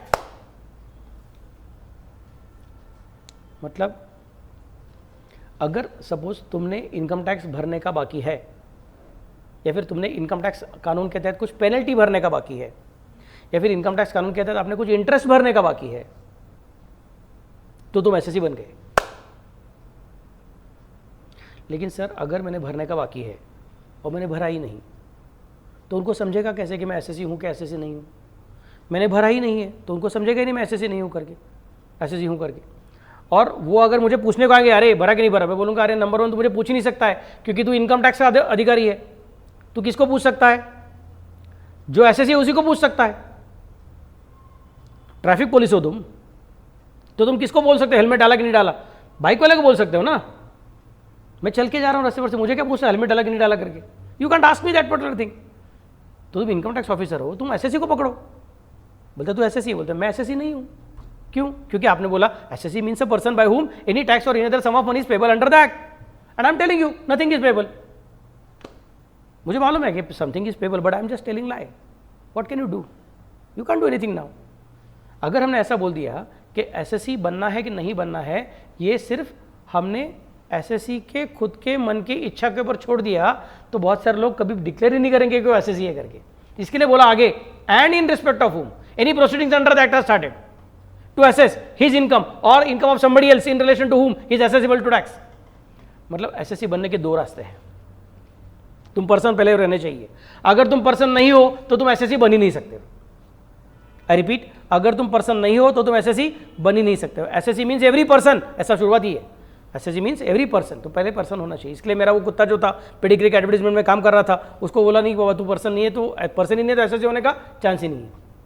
But वो मेरा लाइव स्टॉक याद रखो, तो मतलब मेरा प्रॉपर्टी है, मतलब उसने एडवर्टीजमेंट में काम करने के से मुझे पैसा मिला रहेगा, वो मेरा इनकम कंसिडर करेंगे। मैं बोलूँगा मैं किधर एडवर्टीजमेंट में नाचा, मैंने तो कुछ खाया ही नहीं पेडिग्री, तो मुझे क्यों बोल रहे हो? नहीं सर आपने नहीं खाया रहेगा तो भी उसका पैसा आपको मिला है, उससे आपने चावल खाया है। समझ से मैं कैसे बोल रहा हूँ? तो आपका इनकम है वो। बोलूँगा मैंने नहीं काम किया, बोलते सर नहीं, जिस तरह से आपका घोड़ा आपके लिए टांगा खींचेगा, जिस तरह से गाय आपको दूध देगी और दूध बेच के आप पैसा कमाओगे, जिस तरह से मुर्गी अंडे देगी आप अंडे बेच के पैसा कमाओगे, उस तरह से आपके घोड़े आपके कुत्ते ने एडवर्टीजमेंट में काम करके आपको पैसा कमा के दिया हुआ है। आपका प्रॉपर्टी है वो, लैंड बिल्डिंग प्लांट मशीनरी, वैसा आपका लाइव स्टॉक आपका प्रॉपर्टी है, तो आपका इनकम है, याद रखो सर वो। समझ में कैसे बोल रहा हूँ? बट एनीवे पर्सन होना जरूरी है। अगर पर्सन रहेगा तो नेक्स्ट क्वेश्चन एसएससी बन सकता है। एसएससी बनने के दो रास्ते हैं। एक सेल्फ डिक्लेरेशन, मैं खुद ब खुद बताता हूं कि मैं एसएससी हूं, मैं खुद ब खुद बताता हूं मैंने इतना टैक्स भरने का बाकी है, मैं भर देता हूं। सर कौन गधा ऐसा करेगा खुद ब खुद बोलने का? जब गवर्नमेंट को पता ही नहीं तो काय को बोलने का? नहीं, ऐसा नहीं। अगर याद रखो दुनिया कैसी है, एप्पल का आईफोन लेने को अच्छा लगेगा कि नहीं लगेगा? आपको अच्छा लगेगा। क्यों लेने का? पैसा जाता है ना। अरे लेकिन सर स्टेटस भी आता है और बहुत सारा काम हो जाता है मेरा सर। हाँ नहीं, मुझे काम करना ही नहीं है, तो ठीक है फिर मत लो। समझ मैं कैसे बोल रहा हूँ? फैसिलिटी है, उसको यूज़ करेगा तो आपको बहुत सारा फैसिलिटीज मिल जाएगा, बहुत सारा काम हो जाएगा, आपको वो काम करना करेगा तो ले लो, नहीं लिया तो चलेगा, कोई आपको कुछ नहीं रहा करके। तो देखो भैया, अगर आपको भारत की इकोनॉमी में भाग लेने का है तो इन दैट केस आपको शायद बैंक के पास से लोन लेना पड़ेगा। बैंकर बोलेगा मैं लोन देने को तैयार हूँ, बट तुम ऐसे ही हो कि नहीं पहले बताओ। नहीं सर, मैंने अभी तक इनकम नहीं कमाया हुआ है और मैं शायद कभी कमाऊंगा ऐसा लगता नहीं है, फिर लोन नहीं मिलेगा बाबा, जाने दो। क्योंकि आप खुद ही बोल रहे हो आप इनकम नहीं कमा सकते, तो मैं क्या को लोन दूँ? Ultimately I want repayment of loan ना। तो अगर मुझे भारत ने बनाए हुए इस सिस्टम का, इंडिया ने बनाए हुए इस सिस्टम का मुझे फायदा करवा के लेना है, मुझे शेयर मार्केट में जाके शेयर रेस करना है, मुझे बैंक में जाके लोन रेस करना है, मुझे डिबेंचर्स इशू करना है, तो in that case they will expect, पहले तू बता तो सही डिबेंचर का पैसा लेके तू करेगा क्या, पैसा कमाएगा कि नहीं कमाएगा? समझ में? नहीं मैं पैसा नहीं कमाऊंगा, ऐसे उड़ाऊंगा, तो बिल्कुल नहीं मिलेगा, डिबेंचर इशू करने को नहीं मिलेगा आपको। समझ में कैसे बोल रहा हूँ? तो तुमको अगर भारत ने, इंडिया ने बनाए हुए सिस्टम को यूज़ करना है तो इन दैट केस हम बोलेंगे कि बाबा इधर अंदर जाने का पहला टिकट ये है कि तुम इनकम कमाने की चाहत रखते हो क्या और इनकम कमाने की ताकत रखते हो क्या। तो जब मैं दिखाऊंगा पिछला 1 साल 2 साल 3 साल 10 साल में इतना इनकम कमा के आ रहा हूँ, तो ऑटोमेटिकली लोग बोलते हैं अच्छा, इसको विश्वास रख सकते हैं, because there is a trend, his income is going up, he has shown capacity to do an activity in a more systematic manner. समझ में कैसे बोल रहा हूँ? तो we can put our money on him. तो मुझे फिर खुद का पैसा न रहते हुए भी लोगों का पैसा यूज करके अपने बिजनेस को बड़ा करने का चांस मिल जाएगा। बट पहले मुझे क्या दिखाना पड़ेगा? मैं इनकम कमाता हूँ। तो जब मुझे ये दूसरों का सिस्टम्स को यूज़ करके अपने बिजनेस को बड़ा करने का ताकत इच्छा रहता है, तो मुझे पहले दिखाना पड़ता है कि मैं एसएससी हूँ। तो जो लोगों को ये करना है वो खुद ब खुद एसएससी बनने का कोशिश करेंगे। समझ मैं कैसे बोल रहा हूँ? Got the idea? व्हाट है? मुझे घर लेना है, घर लेना है तो लोग बोलेंगे अच्छा ले लो, नहीं मेरे पास पैसा नहीं है, तो फिर क्या? नहीं मैं लोन लेके लूँगा, तो बैंक के पास जाना पड़ेगा। बैंक बोलेगा इनकम कमाते क्या? बोलते नहीं कमाता, तो घर मत लो, रहें तो झोपड़ी में, नहीं तो रास्ते पर रहो, क्या फ़र्क पड़ता है? समझ में कैसे बोल रहा हूँ? आपको घर लेना है तो आपको लोन चाहिए, लोन चाहिए है तो आपको इनकम है, आपको दिखाना पड़ेगा। इनकम है तो जाओ भाई इनकम, सर मैं बोल रहा हूँ ना मेरा इनकम है करके, मैं लिख के देता मेरा इनकम है। तू लिख के दे के नहीं चलेगा, तू इनकम टैक्स का सर्टिफिकेट लेके आ जा कि तूने इनकम टैक्स भरा हुआ है करके, तेरा रिटर्न भरा हुआ है, रिटर्न का मुझे कॉपी दिखा। सर इसका क्या मतलब है? मैं बोल रहा हूँ ना, हमारा घर का वो, हमारा घराने का वो रूल है, प्राण जाए पर वचन न जाए। हम सत्यवादी लोग हैं सर, हम कभी झूठ नहीं बोलते। वो सब रहने दे, इनकम टैक्स का रिटर्न है क्या पता? एकदम सिंपल एग्जांपल, कोई बच्चा मेरे पास आता है, मुझे बोलता है कि सर मैं ग्रेजुएट हूँ, बोलता सर्टिफिकेट दिखा, तो नहीं सर मेरे पास ग्रेजुएशन का पूरा नॉलेज है, उससे डबल नॉलेज मेरे पास। मैं बोलता हूँ ठीक है नॉलेज है, सर्टिफिकेट नहीं है ना, sorry we will not accept it. आप इंटरव्यू को जाते हैं, आपको क्या दिखाना पड़ता है? सर्टिफिकेट दिखाना पड़ता है ना। 10th पूरा किया, 12th पूरा किया, सीए इंटर पूरा किया, सीए फाउंडेशन पूरा किया, सीए फाइनल पूरा किया, फर्स्ट अटेम्प्ट आ गया, रैंक हो गया। नहीं सर मुझे सब नॉलेज है सीए का, सिर्फ सर्टिफिकेट नहीं है, तो आप सीए नहीं हो, सिंपल। वैसा ये इनकम टैक्स का रिटर्न भरा मतलब आपका सर्टिफिकेट आ गया है वो कि आपने इतना इनकम कमाया हुआ है। तो there are many people who are interested in using the systems of India in a more systematic manner, and for that purpose you will find that the best ticket is showing that income tax return is there. तो there are many people who would like to claim on their own कि मेरा income इतना है और मैं government को ये सब डिटेल्स बता रहा हूँ, और उसके बदले में मुझे गवर्नमेंट वो इनकम टैक्स रिटर्न की ओर ठप्पा मार के दे रहा है। हाँ इसने हमको ये बताया हुआ है और हमने एक्सेप्ट किया हुआ है, अब बैंक भी एक्सेप्ट करेगी अच्छा इतना इतनी इनकम है। समझा मैं कैसे बोल रहा हूँ? तो assessee means a person by whom any tax और any other sum of money is payable under the act. ये पहला पॉइंट, ये पहला रास्ता। कौन सा? एसएससी ने खुद ने बोला कि मैं एसएससी हूँ। समझा मैं कैसे बोल रहा हूँ? और दूसरा रास्ता, अब ये रास्ता उन लोगों के लिए जो तुम्हारे मेरे जैसे हैं, जिनके दिमाग में बहुत सारी आइडियाज़ है, जिनके मन में चाहत है, जिनको आगे जाना है, और मोस्ट इंपॉर्टेंट कोई भी कानून नहीं तोड़ना है। समझा मैं कैसे बोल रहा हूँ? तो हम लोग यही रास्ते को यूज़ करेंगे। But there can be some people who may be earning a lot of money but they don't want to pay any tax. Kidnapping करते हैं, गर्द बेचते हैं, ड्रग्स बेचते हैं, सारा का सारा कैश में लेते हैं, क्या को दिखाने का गवर्नमेंट को नहीं रखने का, लोन वोन का जरूरत नहीं उनको किसी भी चीज़ में। थोड़ा पैसा कम पड़ा, जाओ किसी को किडनैप करके ले गया, हो गया अपना लोन हो गया, कर काम खत्म। समझ में कैसे बोल रहा हूँ? तो वो काय को किस बैंक के पास जाएंगे, उनको ज़रूरत ही नहीं है। लेकिन फिर गवर्नमेंट बोलता है कि अगर हमने तुम्हारे खिलाफ एक भी नोटिस जारी किया कि आप ज़रा डिटेल्स दो, टैक्स भरो ऐसा भी नहीं बोल रहे, आप ज़रा डिटेल्स दो, any proceedings under the act are started, any proceedings are started, मतलब here the starting point is not the assessee, starting point is income tax department. उन्होंने तुम्हारे खिलाफ अगर कोई भी प्रोसीडिंग चालू किया, किस लिए? Either to check your income or to check your loss or to check income of somebody else in relation to whom you are accessible to tax. Or to check the loss of such other person in relation to whom you are accessible to tax, or you are deemed to be SSE or you are deemed to be SSE in default. ऐसा करके उन्होंने बोल के रखा है। तो तुम्हारा income कितना है ये चेक करने के लिए अगर तुम्हारे खिलाफ नोटिस किया गया, इशू किया गया, प्रोसीडिंग स्टार्ट हो गया, तो समझ जाने का तुम एसएससी बन गए। नहीं सर, जब तक मैं एसएससी नहीं हूं तब तक मेरे खिलाफ नोटिस नहीं चालू कर सकते। मैं बोलूंगा नहीं राजा, नोटिस निकला इसी का मतलब तो एसएससी बन गया। तो एसएससी बनने का दूसरा रास्ता तुम्हारे हाथ में नहीं है, एसएससी बनने का दूसरा रास्ता इनकम टैक्स डिपार्टमेंट के हाथ में है। इनकम टैक्स डिपार्टमेंट ने अगर तुम्हारे खिलाफ नोटिस निकाला, किसी ने उनको भनक लगा दी कि बाबा चलो इसके बाद बहुत सारा पैसा कमाता है करके, तो उन्होंने चेक किया, अरे अपने पास इसका डिटेल्स ही नहीं है, तो नोटिस निकाला। नोटिस निकालने के टाइम वो क्लर्क आके बोला साहब को, सर आप नोटिस नहीं निकाल सकते, वो एसएससी नहीं है, हम किसको नोटिस दे सकते हैं, जो अपना एसएससी उसी को नोटिस दे सकते हैं। वो बोलेगा नहीं, जब मैं नोटिस निकाल रहा हूँ उस वक्त तो एसएससी बन गया, because I have started proceedings. Either he could have told on his own, one रास्ता, और सेकंड रास्ता हमने चालू किया ना, अब वो एसएससी बन गया। That proceedings can be started either to check his income or his loss, किसी भी चीज के लिए प्रोसीडिंग चालू करेगा तो भी चलेगा, or to check somebody else's income in relation to whom he is accessible to tax, representative SSE, और रिप्रेजेंटेटिव एसएससी है सपोज। मतलब क्या, माधुरी दीक्षित अभी तो इंडिया में वापस आ गई हो, बट 12-15 साल के लिए यूएस में रहती थी, उसका बहुत सारा प्रॉपर्टी था अंधेरी में, लोखंडवाला में, वो रेंट पे देती थी। तो उसने क्या कर दिया था, अपने पिताजी को पावर ऑफ अटर्नी दे के रखा था कि मैं वहाँ से नहीं आ सकती हूँ, आप ही सब यहाँ पे संभालो, पैसा मेरे बैंक अकाउंट में आएगा, काम खत्म। तो इधर क्या म्यूनसिपलिटी में जाने का है, क्या करने का है, या फिर इनकम टैक्स डिपार्टमेंट को कुछ करने का, आप देख लो सब कुछ करने का करके। तो her father is representative for her. समझ में कैसे बोल रहा हूँ। तो अगर उसके पिताजी के खिलाफ नोटिस चालू किया है, नॉट फॉर चेकिंग पिताजी का income but for checking Madhuri Dikshit का इनकम, तो भी हम बोलेंगे her father automatically becomes an assessee. समझ में कैसे बोल रहा हूँ, got the idea. Next, deem to be assessee, मतलब तुम एसएससी नहीं हो लेकिन हम अज्यूम करेंगे कि तुम एसएससी हो। Legal heir of deceased person, कोई आदमी एक्सपायर हो गया है, धीरूभाई अंबानी एक्सपायर हो गए, तो तभी उनका जो पर्सनल प्रॉपर्टी के ऊपर का जो उनका इनकम उस साल का है, उस साल का, अगले साल का तो भी इनकम आई नहीं है, बट वो सपोज बराबर 30 मार्च को एक्सपायर हो गए, तो साल भर जिंदा थे ना एक्चुअली स्पीकिंग, 11 महीना और 29 दिन पैसा कमाया हुआ है ना। गवर्नमेंट ऐसा नहीं बोलेगा भी मर गया तो जाना तो टैक्स छोड़ने का, गवर्नमेंट बोलेगा इस साल का टैक्स भरना पड़ेगा, तो then deemed assessee will be considered, legal heir will be considered as deemed assessee, legal heir of deceased person, और deemed to be assessee in default. Deem to be assessee in default, ये थोड़ा अटपटा चीज़ है, शायद जल्दी से नहीं समझेगा, बता के रखता हूँ, बाद में जब फिर से बार ये पॉइंट आ गया तो फिर से बार बता दूंगा कि अरे देखो तब मैं ऐसे बोला था ये तुम लोगों को करके, कि मैं कौन हूँ तुम्हारा एम्प्लॉयर और तुम कौन हो मेरे एम्प्लॉई, और मैं तुमको हर महीने में क्या देता हूँ, सैलरी, और उस सैलरी में से मुझे हर महीने में क्या करना पड़ता है, टीडीएस डिडक्ट करना पड़ता है, टैक्स डिडक्टेड एट सोर्स। वो टीडीएस में डिडक्ट करने को भूल गया, इनकम किसका, तुम्हारा, मुझे सिर्फ वो कट करना है, गवर्नमेंट टैक्स भरना है, मेरा खुद का टैक्स नहीं, तुम्हारा टैक्स है। समझ में कैसे बोल रहा हूँ।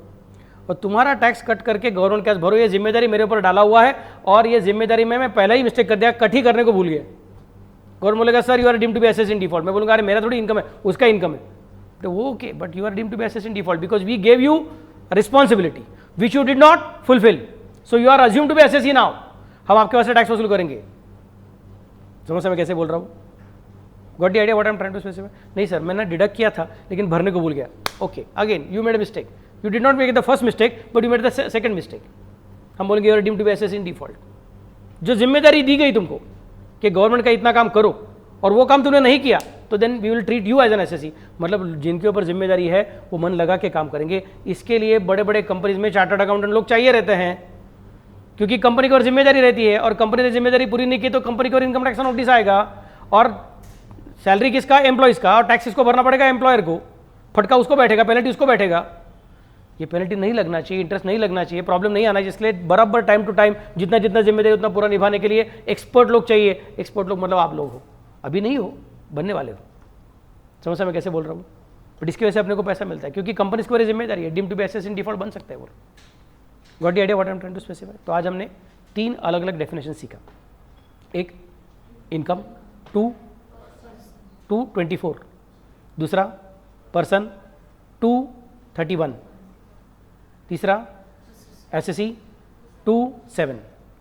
अब क्या बाकी है, असेसमेंट बाकी है, असेसमेंट ईयर बाकी है और प्रीवियस ईयर बाकी है। इसके अलावा और भी कुछ छोटे मोटे डिफरेंस आपके स्टेटमेंट में दिए रहेंगे, बट सबसे इंपॉर्टेंट ये डेफिनेशन है, क्योंकि ये पता रहेगा तो आगे का इनकम टैक्स अपने को समझने को ईजी जाता है। बाकी के डेफिनेशन अभी मंडे को सिखाऊंगा और कल तक आपको मैं कुछ नोट दे दूंगा, तो जो अब तक जो सीखा है उससे रिलेटेड है वो आप लिख लो। समझा मैं कैसे बोल रहा हूँ? ओके, चलो देन, bye bye, take care, good night.